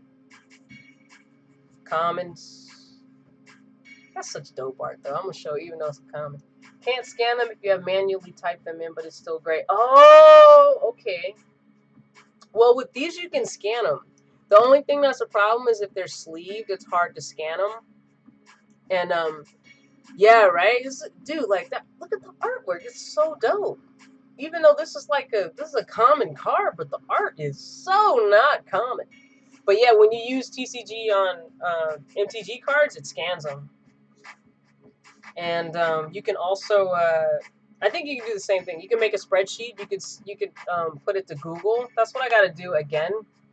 Oh, you got family there. That's so cool, dude. Japan. I haven't been anywhere else out of the country, but I can't wait to go back to Japan. I miss it, dude. I think about it all the time. all the time. Japan's like my heart, I think. It would be terrible dating out there, though.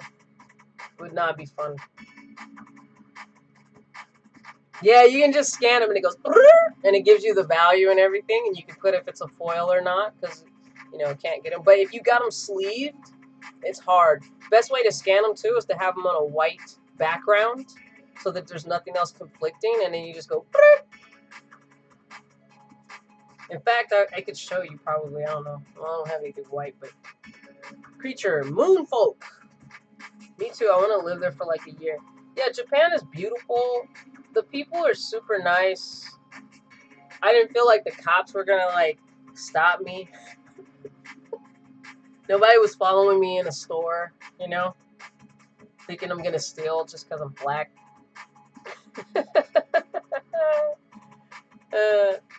It was dope. Food was delicious. But yeah, dating would be kind of weird out there. I don't know. Actually, I was like, let's see how this goes. I put on a dating app when I was out there. Ooh, look at a mythic rare. Hey, look at this guy. Legendary creature, dragon, spirit. It's got, ooh, that would mess somebody up. Look at that card. I don't know how well you can see it. Hopefully well. This is a beast of a card. Mythic rare, guys. Ooch, ooch, ooch, ooch. So this mythic rare, let's read it, eh? Well, let's look up the value. It has flying and trample. So this is what that means. All right, in MTG, when you attack, yeah, the food is so good. When you attack with a flying creature, it can only be blocked by another flying creature or a creature that has reach. Trample. Trample means it can't be blocked. So that means, yeah, right? Mythic rare.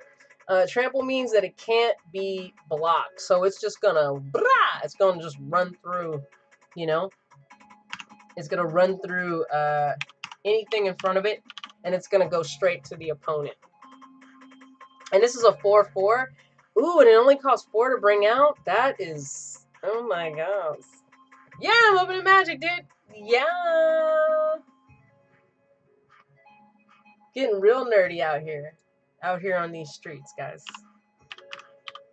Let's see how much this one's worth. Let's see. This is from the Kamigawa set. I didn't know you played, Jay. You play? What do you have you gotten any recent? This is a good commander right here. Like, I'm looking at it like, no, dude, this is good right here. This is about a $10 card. So that's getting sleeved up, baby. Oh, Jay, since you like magic, or since you like cards in general, I was showing Kobe the thing that I just ordered. It came in today to hold on my cards, because I want to get some of my nicer cards out of this cardboard box. And if you don't know Game Genic, there's the logo for Game Genic. There's the their thing. Alright. And you like green? Of course you do, Jay. Beastly. This opens up, but not only does it open up, this is magnetic. It's got these nice little things, and then the whole top comes off. This box holds 1,100 cards, so I'm gonna put my nicer cards that are in like top loaders and stuff in here. You can also use this as a play mat if you want. So it's kind of nice that it comes off, So this cost like $50. It was really good. And then I have other stuff from Game Genic. I have this has mind decks inside of it, and it has these are magnetic too. Yeah, and you can use this like a stand too. So you can take these and you can prop it up, and it'll like stand them up. It's awesome. But yeah, Game Genic is great. These things are super well made. It has that right there. The little drawer comes out. Hold your tokens. Hold your die. All that.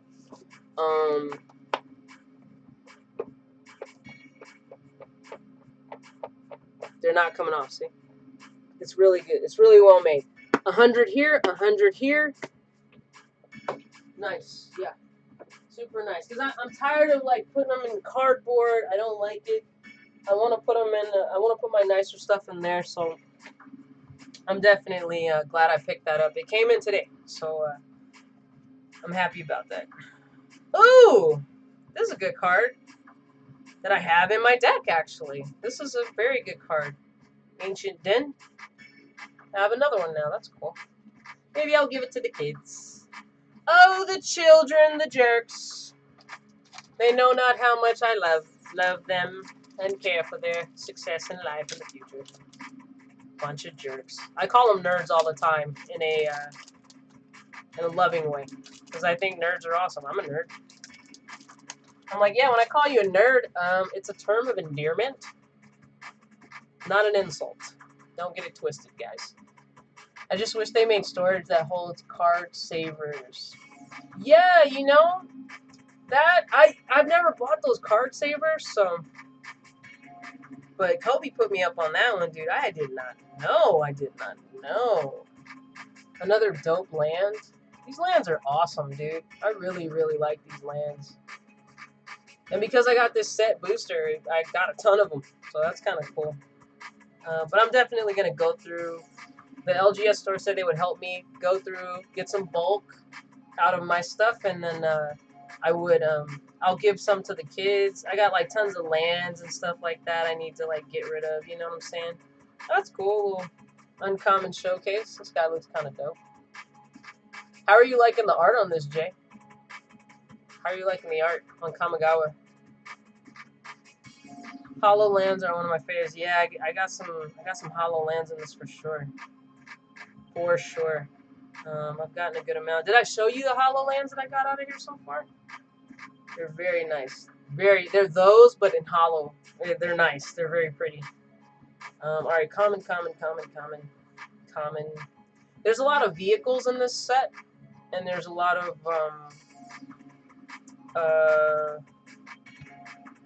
vehicles. What else is there? A lot of mechanics in this. Ninjas, and ninjutsu. That ability is. I'm still wrapping my head around that ability because I don't have any other ninjas in any other sets that I've gotten.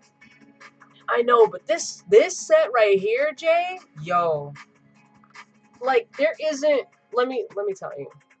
Okay, let's talk. Let's dish. There isn't a set that I've looked at every card out of and been in love with, and been like, I would hang that on my wall. Every card in this, I consider it beautiful. Every card. There's like no ugly artwork in this set at all. Everything is stupid, top tier. I don't even know. I would love to see these in, full, like not showcase, but borderless, because, it makes it so much smaller. Like some of these are freaking gorgeous, dude. They're, yo, help me make a deck, Jay. My friend made mines for me. He used to be a judge and everything, and he's stupid good at Magic. Stupid, like scary. His deck when he played, it was called the Answer because he had an answer to every deck. Dragon deck, Merfolk deck, Vampire deck, Artifact deck, didn't matter. You were getting smashed. You were getting destroyed. Amazing, we need large magic cards like Pokemon. Yeah. There's the rare out of the set. Hey, Kobe. Kobe, what are you looking at right now in VEVE? For, let's hope we get a double mythic. No, just a rare. Yeah, they called it the Answer. They wouldn't play him. And I'm actually in the works of trying to get him to be a judge right now. But he was homeless for a long point of time, and he couldn't read either.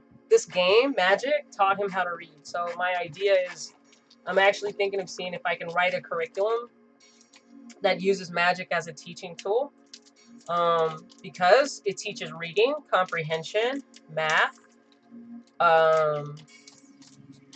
investing, markets, because the cards do have a marketplace and they fluctuate in value and price over time based on other cards that get released. Strategy, out of the box thinking, and problem solving. And it keeps the kids off the streets. And keeps them in their seats. In case you guys didn't know, I make a rhyme every time I'm a poet and don't know it. I do rap on occasion, too. I've been, like, freestyle rapping since I was a little kid. I'm a super nerd, dude. Yeah, I'm thinking about it. I'm looking into it. Alright, we got Common. Yeah, the ninjutsu ability is great. Yeah, I was sad. Yo, Wally is at $400 right now. That don't make no sense. Dog. 400. And it's gonna be interesting because like I said, the market has way more people in it, and there's way more to choose from, so the money has been spread out. Until we have more new money coming in, the prices are gonna kind of take a slower pace to rise, I think. And the other thing to consider too is there's new users. You know, we're here, right? Like I've been on VV since before, like a week or two before Golden Moments. Actually, before that, right? I gotta have you rap with my friend who streams a rapping kids show. Okay, I bet. If you go on my Instagram, there's some videos of me rapping actually, because my friends are always trying to get me to rap. I'm not a person who's like, yo, let's just like rap right now. Like I'm not like that. But my friends are like, hey, Yas, and they'll get like bongos out and drums. I'm looking at them like, no, I'm not rapping. Hey, a guitar. I'm like, guys, no. I need way more drinks before that can happen. Now's not the time. That's amazing. I think that curriculum. Yeah. I mean, honestly, you probably could do the same thing around Pokemon. Maybe. But, like, look at all the text on these cards, right? Like I said, my friend couldn't read, dude. Like, so he would see, like, encumbered and be like, what's encumbered mean? And he had to look it up and read and figure it out and learn the definition. So, reading comprehension. I got a mythic rare. Let's go. Hey, mythic rare. I'm getting these mythics at the end. I think I got like 4 packs left to open. Look at this guy. Let's see if he's worth the stuff. He's a red-green. Shishiro, the Shattered Blade. It's probably not like terribly expensive. Let's see.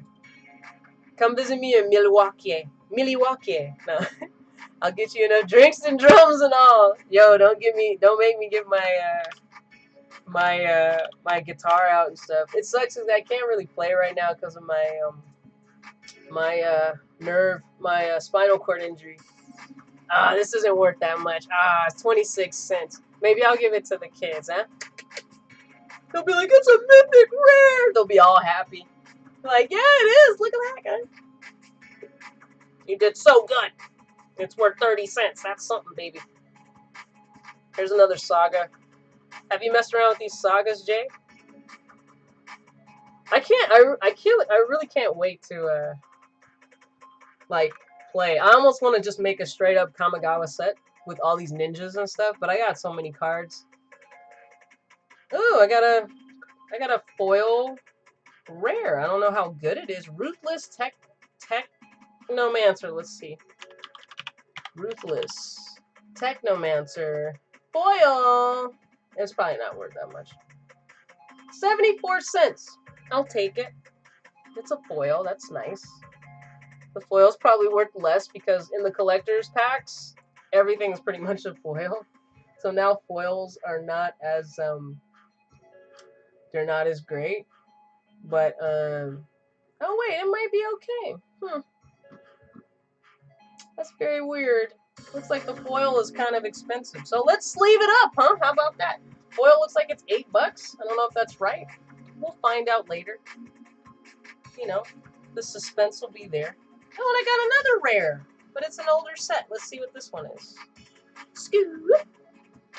This one is a Baral Chief of Compliance. Here it is right here. Let's see how much that guy is worth right now. Baral. Chief of Compliance. This is an older card. Oh my gosh! Oh my gosh, I'm so sorry I disrespected you. You're worth like $6. Yeah, like, yo, this is my theme. This is like all the kind of stuff that I come up with, like fantasy and tech. Um, I love that's why my name's Nerd Shaman. Like my regular name's Nerd Shaman. But I mean, besides me being a UFO researcher, don't even get me started. If any of you guys got Discovery Plus and you want to see me on TV, let me know. I'll tell you what show I'm on, or shows I'm on, because now I'm on multiple shows. My life, guys. I have to tell my kids, I'm like, guys, just so you know, okay, this is my Clark Kent life, okay? This is me glasses on. I'm like, Miss Joyner, not here at the school teaching you guys. Completely different person. Got another one of those art cards with the bonsai. It's pretty dope. I'll definitely give some of the kids these because I think I got a couple of these. I'll keep the signed one maybe. Got a common. Get a gammon. Gammon. Gotta find you, Shaman. I want to watch. I have UFO type stories. Yeah. So most of the shows I'm on are Discovery Plus. I am gonna be on a document. I think for Amazon as well. This year I'm gonna be on a lot of TV shows. It's gonna be kind of wild. I don't know. I really don't know what's gonna come in the future, guys. And I can't say everything that's coming in the future. But I am coming up in a show, a series, another series. But the Discovery Plus show that I'm on right now is called Fright Club. It's with Jack Osborne and the Ghost Brothers. And I was on 2 episodes. I was on episode 3 and episode 6. And they showed my UFO videos. And not only am I a UFO researcher, but watch party. Oh no, I'd be so embarrassed. Despite me being on TV and all that stuff, like I'm a very kind of like don't like a lot of attention. I mean, I'll watch with you guys, but like I probably will turn off my camera because I'll be blushing through my blackness, guys, as if that was possible, right? But yeah, so I'm one of these people that essentially we go outside, we ask these things to show up, and sometimes they show up. I got another mythic rare. Let's go. Let's look up this guy, huh? What's he worth, man? I don't know. I hate watching myself, dude. It's so weird. It's fine, but it's like weird. Like I only do this because I'm just trying to make people aware of you know, it being okay to talk about this stuff out in the open. Alright, it's like a dollar card. It's a dollar card. It's a legendary creature, so this could be a commander card, so that's cool.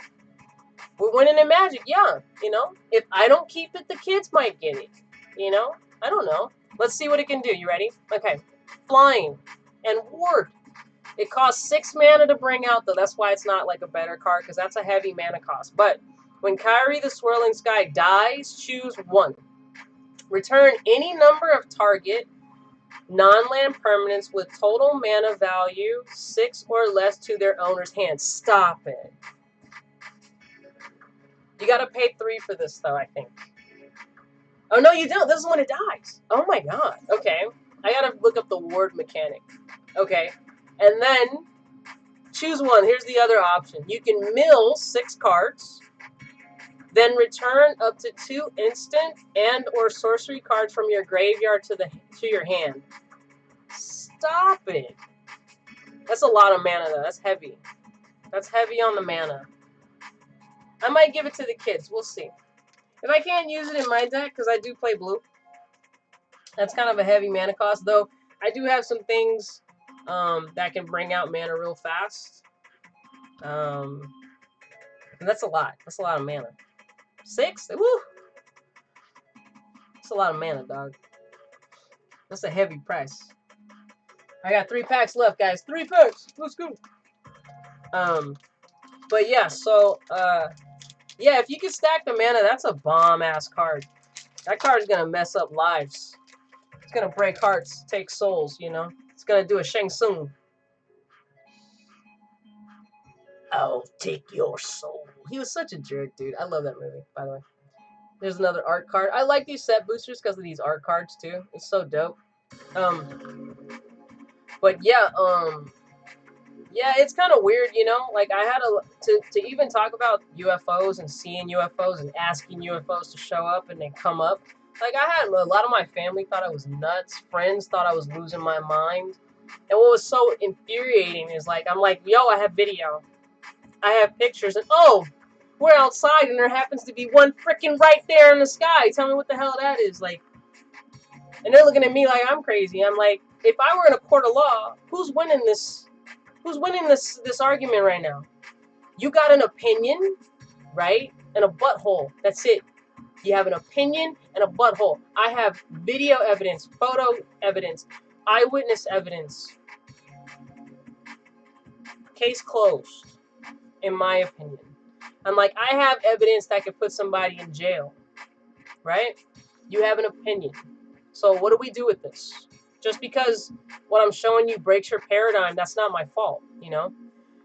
Jay said, if I play with someone who allows mana weaving, I totally use that card. Yeah, it's a good card if you can get that mana out. Nah, all great minds are all crazy. All called crazy at first, yeah. I need to see the video. Yeah, you can go. Actually, I think I can post my video back because there was an exclusivity clause that I signed for a year. But I think that exclusivity is done. So now I can post my video back on my my channel. My regular channel is Nerd Shaman. Maybe I'll unleash that beast tonight because that is my best UFO captures. One of those, like it truly is amazing. But like guys, I've seen like a UFO 20 feet away from me. And it's crazy. It is really really crazy to see. If you guys want, I'll make it visible now. Here, let me see. I gotta go to a different. I gotta go to my other what do you call it? Account. Switch account. That one. I'll unleash the beast. You guys ready? Here we go. Let's go to my videos. Oh, I haven't done this in so long.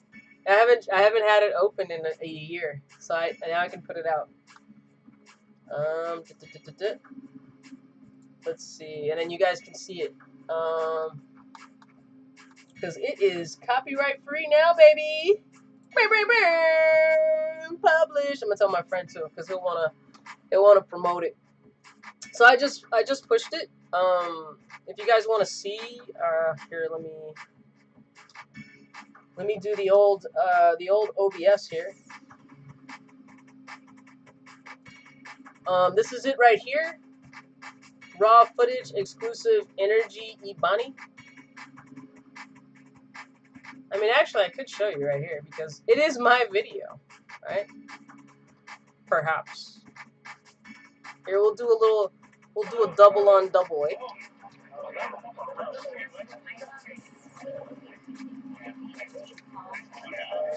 Yo, what the what? Come here, come here, come here. Wow. Yeah. And then I lost it. And then the rest of this video is me trying to find it again and telling people I can't get it back. And it's like, this is the raw footage of that video. So, there you guys go. There you guys go.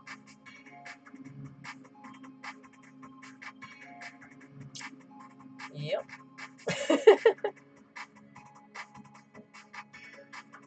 You guys see it okay? Was that cool? You want me to frame by frame it? You want me to slow-mo it? It's pretty crazy.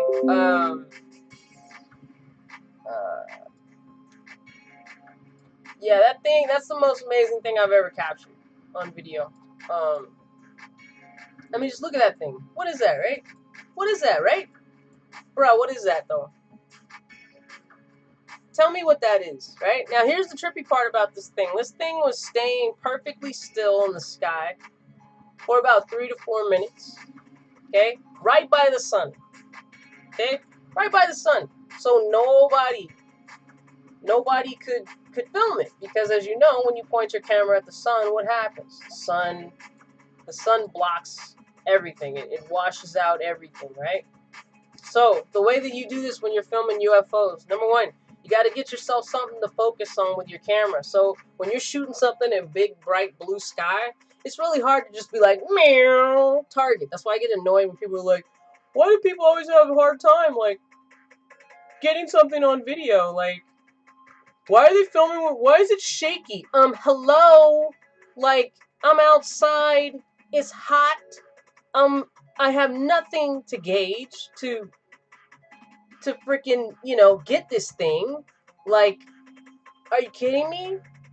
So I used this to focus, and then I zoomed in. So that's why I got that tree in the shot, and then I moved down. Because essentially, I was looking at it. So I was looking at it, but I blocked the sun with my hand, and I was looking at it because it was in the aura of the sun. It wasn't moving.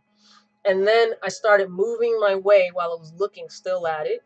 And I got next to a tree, and I was like, okay, as soon as this sucker moves, I got a beam on it, right? So this is when it started to move. You see this right here too. There was other stuff floating around in the sky, and it wasn't dust, it wasn't bugs. That was a weird day, but yeah, see that thing that flew by right there? Like, what the hell is that, right? There was all kinds of stuff in the sky that day. It was weird. But this thing, dude. Oh yeah. Even if it was perfect, people would think it's CG or something. And people always are like, well, you're an animator. I'm like, yeah, I told you I'm an animator. I'm not a 3D animator. I'm a traditional 2D hand-drawn animator. I don't know how to do 3D. Okay? And even if I still learned how to do 3D, I'm an animator, so I'm able to tell when things are kind of fake most of the time. It's kind of easy. Of course, there are exceptions, definitely, that I can't catch. But, like, I'm pretty good at capturing... or not capturing, I'm pretty good at being able to decipher if a video is a fake UFO video or not, a fake UFO video. There are things you gotta look for. For instance, like this tree, when people fake UFO videos, typically, they'll duplicate trees and like leaves and patches of it, and then they'll place them in other places because they have to composite stuff. And then there's just all kinds of other factors like the focal length and zooming in, how things are changing in the foreground and the midground and the background, artifacts that are around the video. Like, there are ways, Yeah, it's crazy, right? That's one of the coolest things I've seen, but it's not the thing that I saw 20 feet away. The thing that I saw 20 feet away was life-changing. That made me start talking about this openly, because I had been seeing these things for 3 months. Like, they would follow me to work. They would be at my job when I got to my job. My students saw them. My coworkers saw them. My family saw them, and people were still looking at me like I was crazy. And then after this, guys, I started going down the rabbit hole, and I was like, well, what else is real? What else is real? Because this breaks my paradigm, and I'm okay with my paradigm being broken as long as I see ample evidence to support that happening, to justify my paradigm being broken, whatever. So I started looking for other things, right? I started looking for people who were claiming that they could do telekinesis or aerokinesis or hydrokinesis, whatever, like manipulating things with their mind. And I looked. I got friends that are magicians, friends that are in visual effects, so I can tell BS when I see it. I'll be like, oh, that's magnets, that's a string, that's this. And I found this one dude. And I was like, yo, how are you doing that? How are you doing that though? Like, I'm confused. I'm confused. Run that back. How'd you just move that tree on command? You guys want to see? You guys want to see my energy teacher? I got a rare. It's not a mythic rare, but it is a rare. It's called the Reality Chip.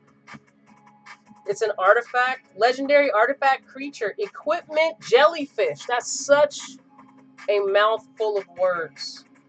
Jay said, I've had 2 experiences, but I don't actually remember them. I thought about trying hypnotism regression, but I've read too much psychology stuff and afraid to make false memories. Sure, absolutely. Yes, please. Okay, so I gotta turn the music down for this one. This is serious now. This is serious. Like, not that the UFOs weren't serious, but now it's really getting serious. Okay, so this is my energy teacher. His name is Michael Grubb. Grubb. Okay, and this is the name of the school. It's called Evolve Ministry. It is not a church. It is not a religion. I am an agnostic, just so you all know. Hope you guys don't hate me. I respect all religions and beliefs, systems. It's all good in the hood. I'm gonna show you a hydrokinesis one, and I'm sure he would be cool with me showing you this. So I went through hundreds of this guy's videos, and I was like, he's not faking this. How are you doing this, dude? Like, how are you doing this? I don't understand. And he literally was saying the same stuff, just like people who are saying you can call UFOs. Like, anybody can do it. You have to practice. You have to connect with energy. You have to connect with the environment. You have to ask the environment for permission. The environment is alive. It's thinking. It's feeling. It's intuitive.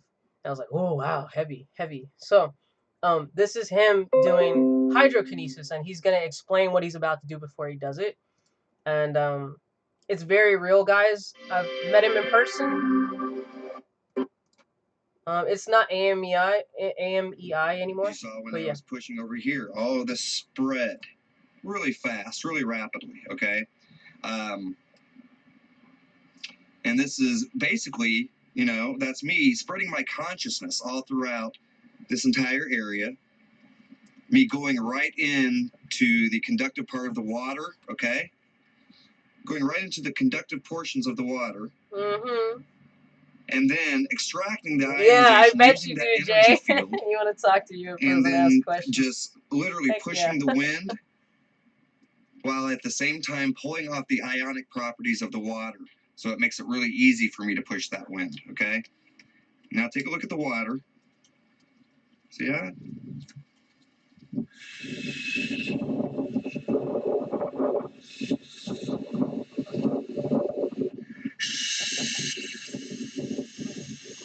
Now look at the water.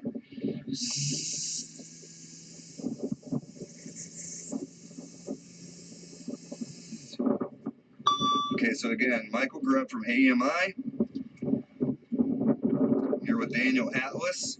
So he's an experiencer right now. He's actually here witnessing it. Hey, Daniel. I gotta hit up Daniel. I hope he's It's very much happening. It's very real. And see, there you go again.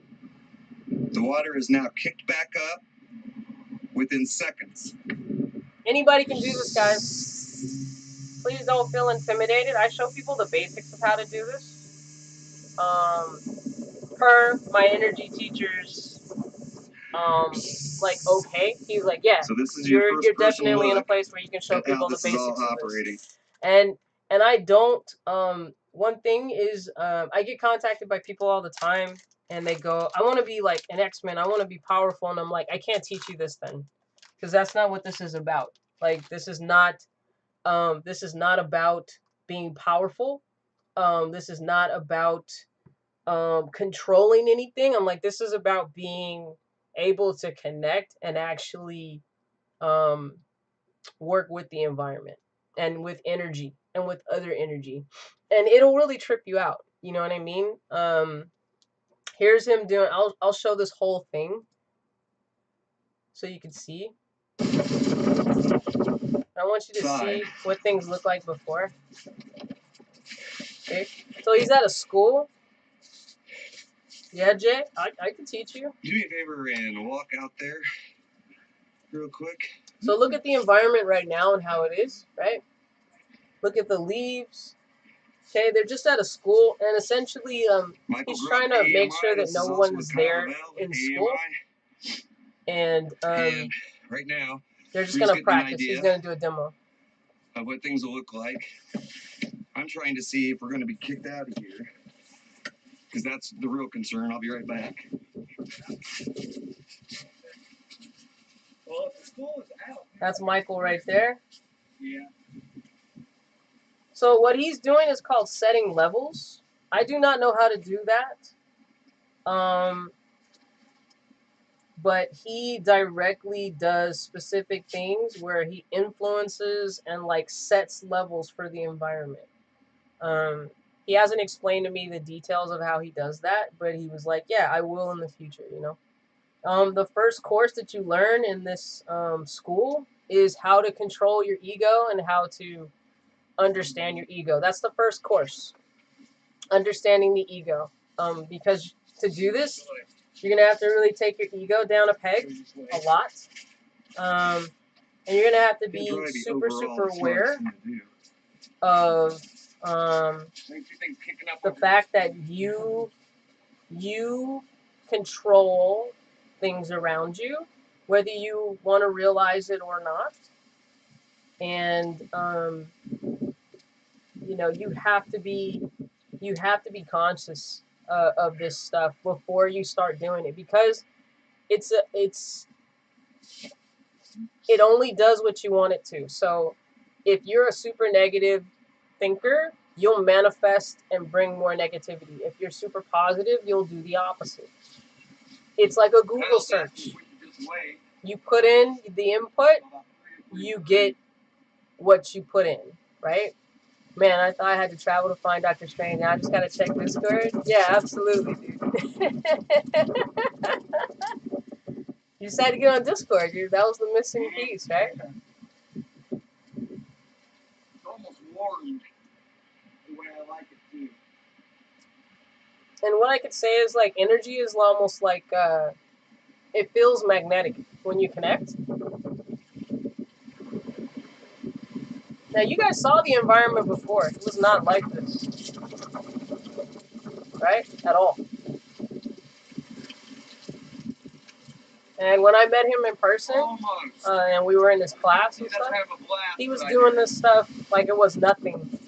And even though I had been doing it for like 2 years or so, it kind of took me aback. You know what I mean? My grandma was Buddhist. Oh, interesting. Yeah, I'm not surprised, dude.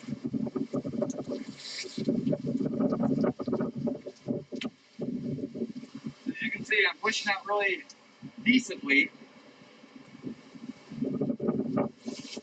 Stopping it and starting it.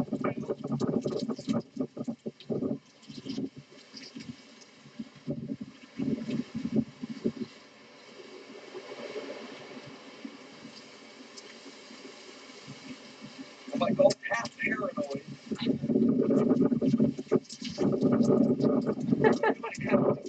Yeah, the cops have been called on him because people are weirded out, dude. They're like, "What the hell? Like, why is all this stuff moving and this dude is just here?"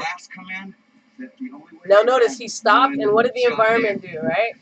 Like, just pay attention, right? Again, Mike grew up from AMI. Kyle's right here. Say hello, Kyle. Hello. So we're sitting here doing this.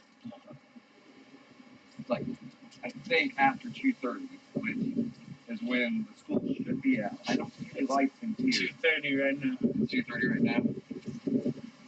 Now you're seeing that, right? Yeah. So I'll show you another cool.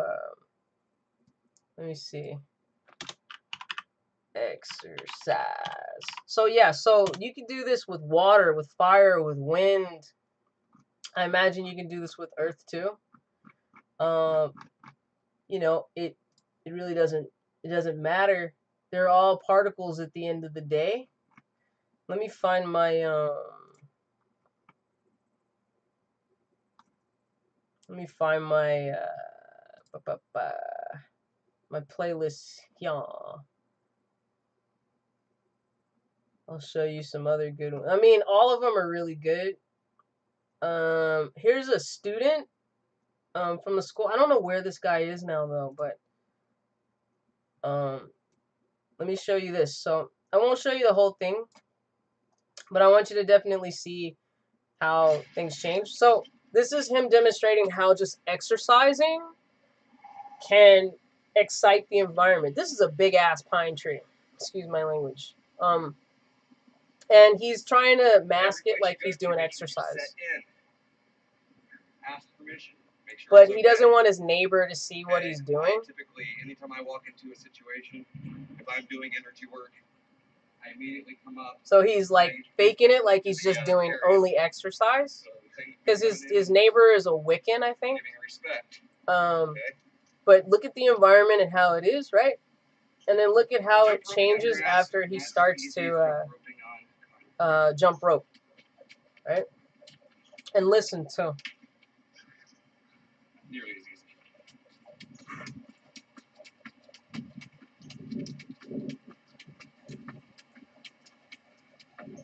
Building.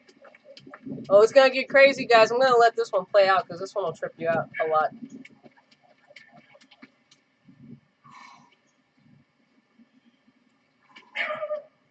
Go, Tony. Cue the neighbor. Nice.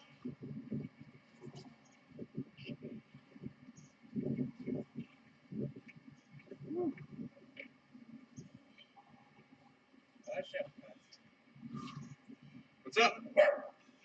Guys, you know him. I'm a blue. Red. I don't want to interrupt the video. I didn't know if you just maybe say hi to him real quick. I'll say hi to him. Yeah. I gotta get back to my bed. Hey there, guys. Exercise video is just another one. Yeah. Well, See, he asked him, he's like, is this exercise or a little bit of the other stuff? He's like, yeah, it's a little bit of both. enjoy.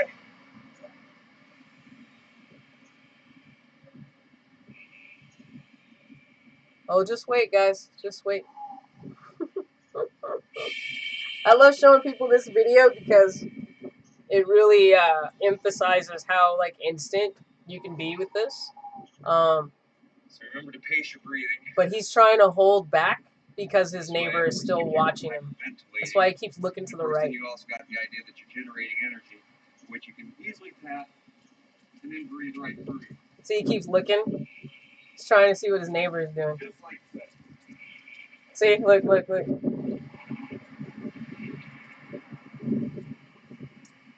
Oh, just wait, guys. Just wait.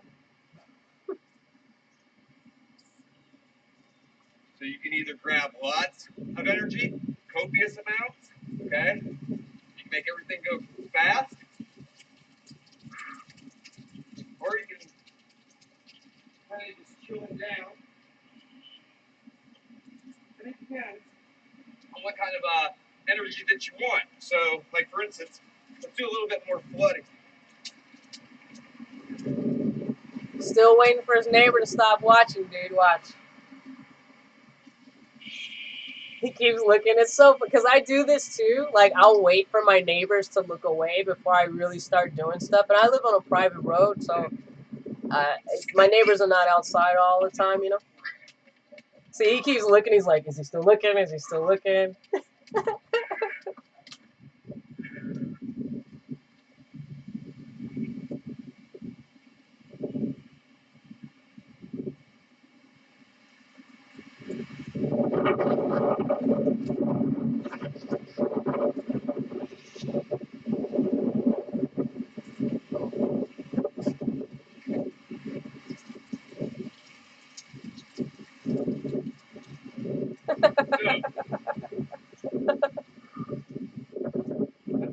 Right there. Let's back that up, eh? That energy, flooding it in. Let's do an instant replay, eh?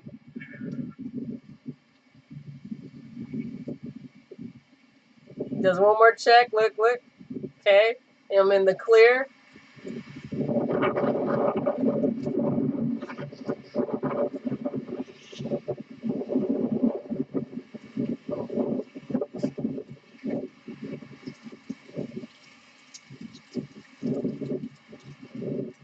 So, that's the path right there. Taking that energy, flooding it in. That's what I was doing when I jumped rope. Started breathing a certain way, getting everything patterned. Okay. Then as I turned around, I ejected that breath through, and you can hear how it passed all the way through the system. Okay.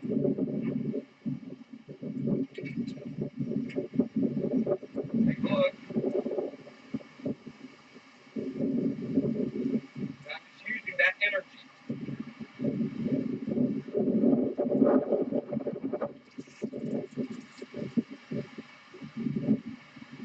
mind, these are pine trees.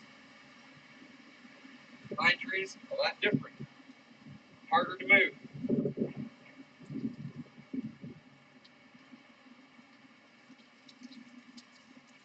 He's calming everything down. So,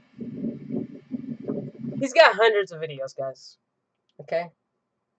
Okay? He's got hundreds of videos. I went through hundreds and hundreds and hundreds and hundreds and hundreds of videos trying to find an explanation other than what is the obvious.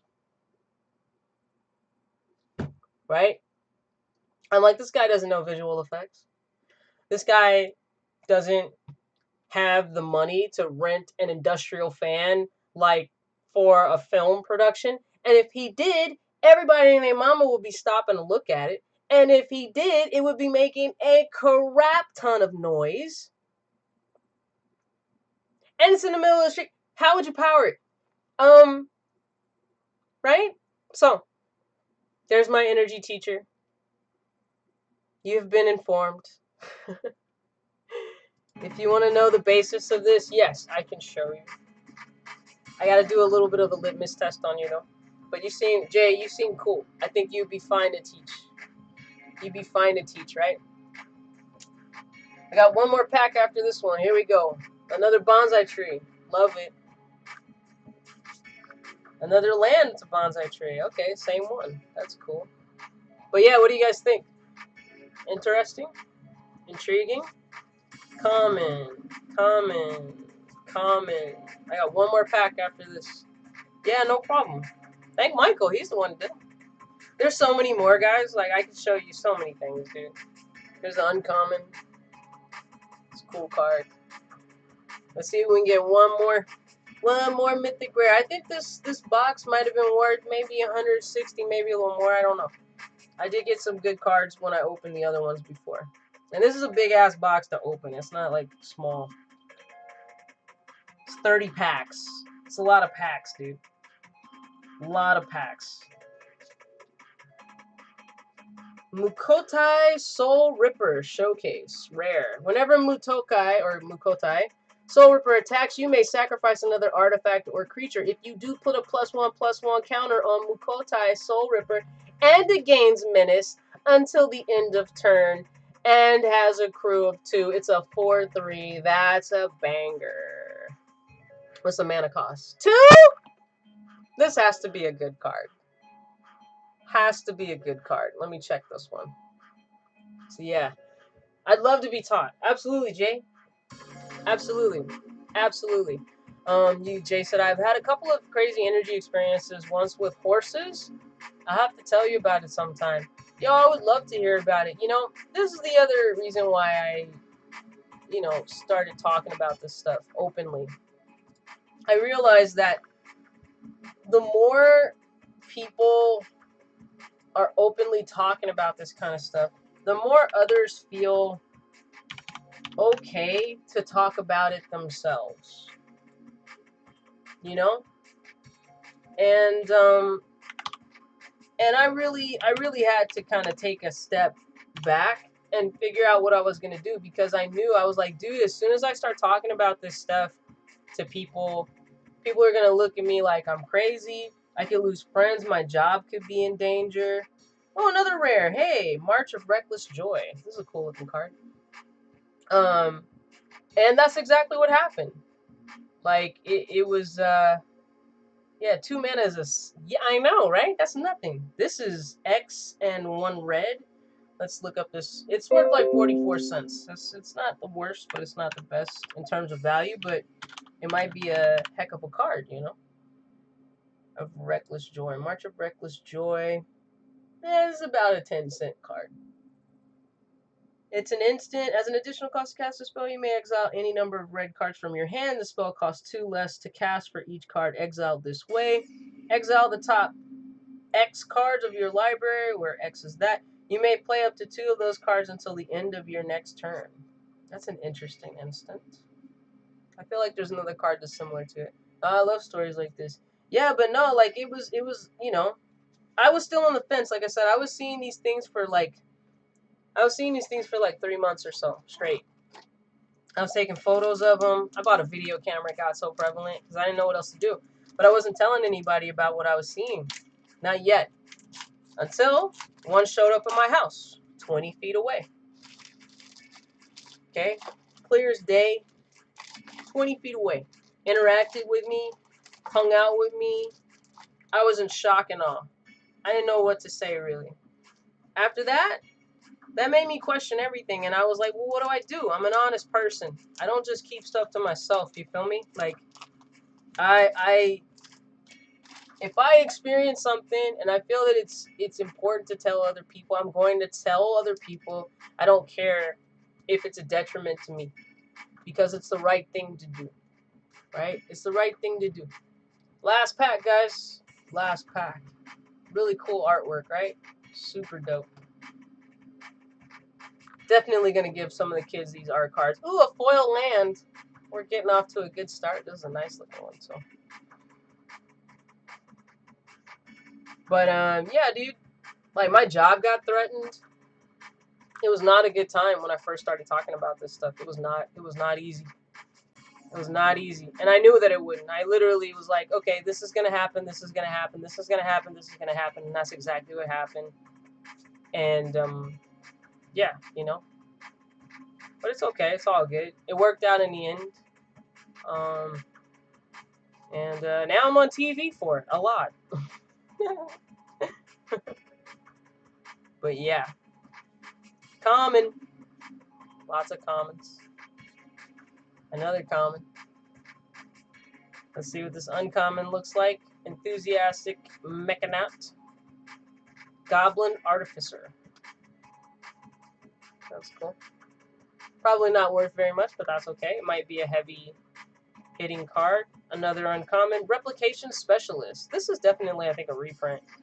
Creature, Moonfolk, Artificer, flying. Whenever a non-token artifact creatures enter the battlefield under your control, you may pay 1 colorless and 1 blue. If you do, create a token that's a copy of that artifact. That's a good little card. Ooh, high mana cost of 6. That's a lot of mana. That's a lot of mana. A lot of mana. Yeah, for sure. For sure. Please do. I used to stream doing Aerokinesis live for people. That was how a lot of people got to know me. I was like on Periscope back in the day. This is a hard word to say. Hidetsugu. Got it. Hidetsugu. Devouring Chaos. Legendary creature. Ogre. Demon.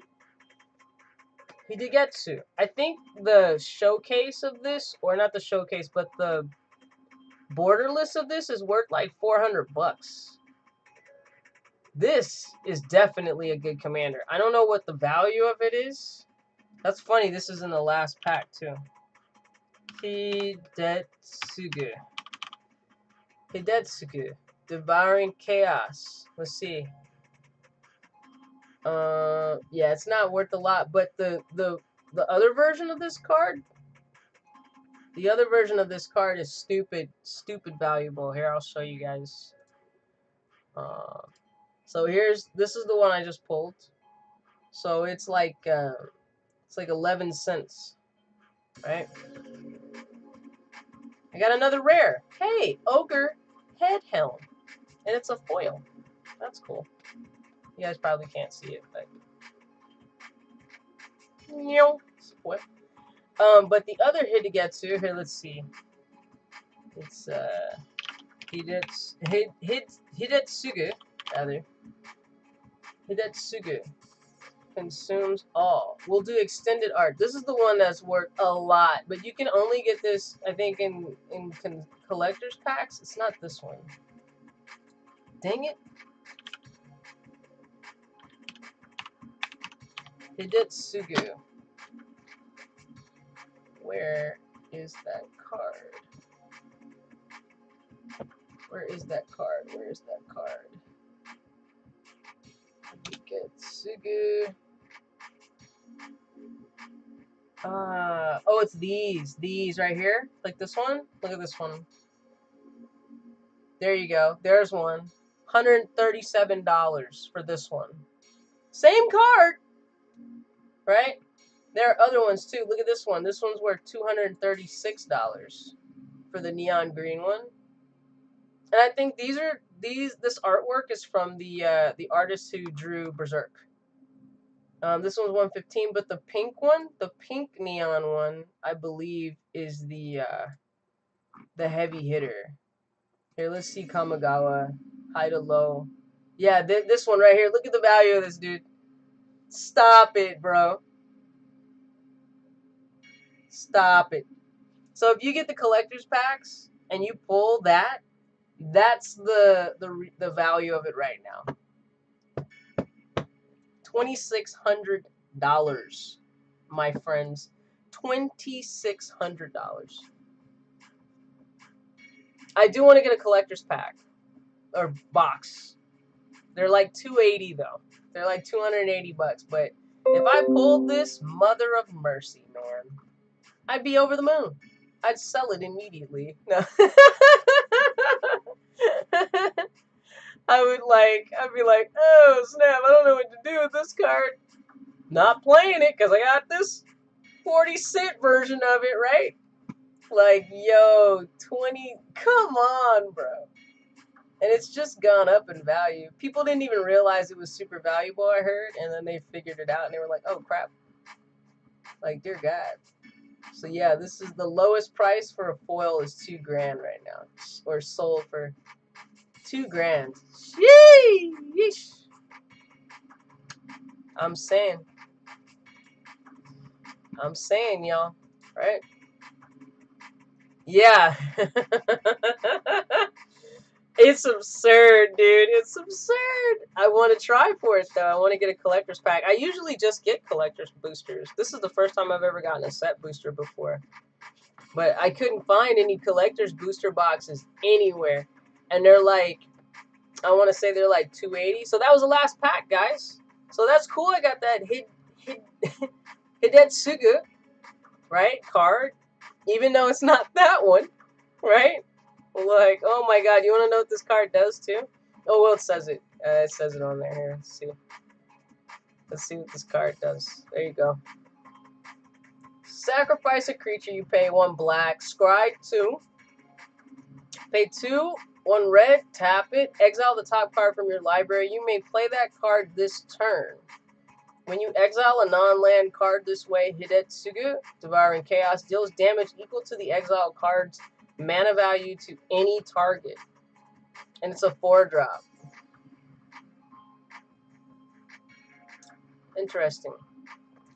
That might be a good commander, dude. That's a heck of a thing to do. I have to figure that out. Figure out what to do with that guy. So yeah, last pack, boom. Here's the fat stack of cards that we just opened. Right there. There's all of them. Right? You can't see very well. There they are. That was just half of this box. This is 30 packs in this whole box. It's a lot of cards, guys. It's a lot of cards. And now I have to go through the painstaking actions of sorting through the colors and the types and all of that and separating them. And then taking them to my local game store, getting them to help me pick out all the bulk so I can give them to my kids and I can save some space. But nonetheless, it was a good box. I got some good cards in here. The other ones that I got, I would have to get them and show you. But no, it was some good stuff. Look at all these wrappers, bro. Yo. So yeah, guys. So this was a fun little stream. I got to show you guys my energy shenanigans, let's say. And it's very real. I always tell people I don't have time to lie. It's a waste of time. I really don't. Like, I can't stand liars. It gets on my nerves. Fabricators, exaggerators, whatever it might be. I can't stand that stuff, dude. It really annoys me. But there's a lot of unknowns out there, guys, and yeah, if any of you guys are interested in learning about that stuff, just let me know. I can tell you the basics of it. What I'll tell you is, like I said, anybody can do it. one thing that I suggest you do, if you would like to try to do this, the energy stuff, find a really cool tree that you're like really familiar with and that you're really comfortable with and you see like every day, and just acknowledge the tree. Just like straight up say hi, you know, good morning, right? It's a living thing. It thinks, it feels, it breathes for you, right? Say hi. And then just try to connect. I always tell people to start with their hands because we're tactile beings, so we're used to picking things up, we're used to expressing with our hands and so on and so forth. So to start, use your hands. Breathing is extremely important. Like he said, like breathing through things and connecting will make a huge difference. You want to, when you're, this is like, this is almost an animation thing, but everything natural moves in arcs, not in right angles, right? For instance, if I'm up and I swing my arm, if you were to just track my hand, right, it's making an arc, right? If I go all the way around, it's making a circle. So, like, that kind of, you know, like Tai Chi-esque motions, you know, that's what you do. Even me moving this, if you were just to track my elbow is moving in an arc, right? It's not moving in like a like right angles, right? So when you do this, you wanna do circular motions, and then you wanna imagine how you want to like engage with the environment and with energy. Think of energy almost like viscous vapor. Viscous vapor. Call me the moderator, the great negotiator. Never been a hater. See you now and later. Sorry, I can go all day. Anyway, but it's malleable. So if you wanna imagine it like it's clay or Play-Doh, then imagine it that way and then interact with it, and you'll start to feel this. I call it stickiness. Like the air will feel sticky. It'll feel magnetic, and work on pushes and work on pulls. It's easier to do big things, but it's harder to do really small, precise things.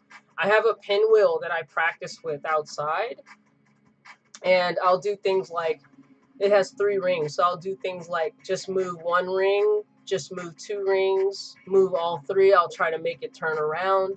Like you want to be surgical. So you know, doing blasts and stuff is a lot easier to do than you think. But being able to calm down the entire environment, despite it being raging, that's hard to do. And being able to do really precise kind of surgical precision like movements, like that's difficult to do. One thing you can do right now if you want to try it before I get off, take your hands and just relax them anywhere. You can relax them like on your hand, on your knees, on your legs, and do them palms up. Okay, palms up. All right. If it helps, close your eyes. I'll even turn off my music so you can concentrate. Make this easier. All right. And what you're looking for is you're gonna look for almost like a magnetic pull that you're gonna feel. So what I want you to do is like close your eyes, relax your hands, like to the point where you're not tensing your fingers or anything like that. And what you want to do is I want you to focus just on one hand. So let's go with the left hand, okay? Think of your left hand only, and nothing else on your body. Everything else is irrelevant. Your left hand is the only thing you're thinking about. As you're thinking about your left hand, think about moving your finger, but don't move it. Like imagine that it's so like you wanna move your fingers, but you can't. So it's almost like there's something stopping you. Like your brain is sending the signals, but you can't. Okay. All right. Now I want you to notice the heaviness. You might feel tingling, whatever, on that left hand. Okay. Left hand, left hand, left hand. Okay. Now I want you to switch your awareness to your right hand. And now your right hand is the only thing that's important. I want you to think about it the way you were thinking about the other one, where You want to move it, but you can't. It's tense, but it's not. You think you're moving it, you're sending a signal, but you're not actually moving something. It's so, you want to move them so badly, but you can't. They're still perfectly still, okay? Now, when you shift to your left hand, you might feel a switch. It might feel like weight. It might feel like pressure, heat, tingling, okay? So go to your left hand, okay? And then it's the Beatrix kiddo. The Beatrix kiddo. What is that from? I know that's from something. So yeah, go from left hand, right? I'm trying to stay focused. Move your big toe. Oh, like in Kill Bill. Yes, I'm like, I know that. Yes, Kill Bill. Good stuff. Yeah. So do that. So switch from your left hand, right? Your left hand to your right hand. Left hand, right hand. Do you feel a switch happening? Do you feel like a shift in the way that your hand feels? Like for me, it's really obvious. For me, it's like an off-on thing. I can do that, and you can do this with individual fingers. You can do this with any body part that you want. Whatever. I've moved the one by blinking before. It's whatever you assign your focus and your attention to interact with the environment. That's what will move what. So don't think that it has to be your hands. It could be literally, you know, anything. It could be anything. So it's really, it's a trip. It's a trip. But how do you guys feel doing that? How did that feel? Or Jay, whoever's still here, because I'm gonna get off really soon. It's my lesson number 1 for energy. Thanks, Kobe. I appreciate it. I gotta angle it up so you can see. Kobe Collects. Don't forget, guys. Make sure that you guys follow Kobe Collects. But yeah, practice that. Practice that for now. And like I said, make sure you get good and close with a cool with a tree that you see every day or something like that. And like I said, work on pushes, work on pulls, work on pushes, work on pulls, and see how that goes. Um, and then look at Michael Grubb's video, because there's tons of videos I learned from watching his videos. And I was filming myself and I sent him videos, and he was like, I'm so impressed. Like, he finally got back to me. He was like, I'm so sorry it took me a long time to get back to you. I'm so impressed with your videos that you show me. You're absolutely doing this right. I'm impressed with what you've been able to do without having any one-on-one instruction. Keep at it. We'll meet in the future for sure. And we did. He's a really sweet person. All of the people that are teachers and instructors are like the sweetest people in the world. Really good people. And they're really funny and fun, and they're not like cuckoo, you know what I mean?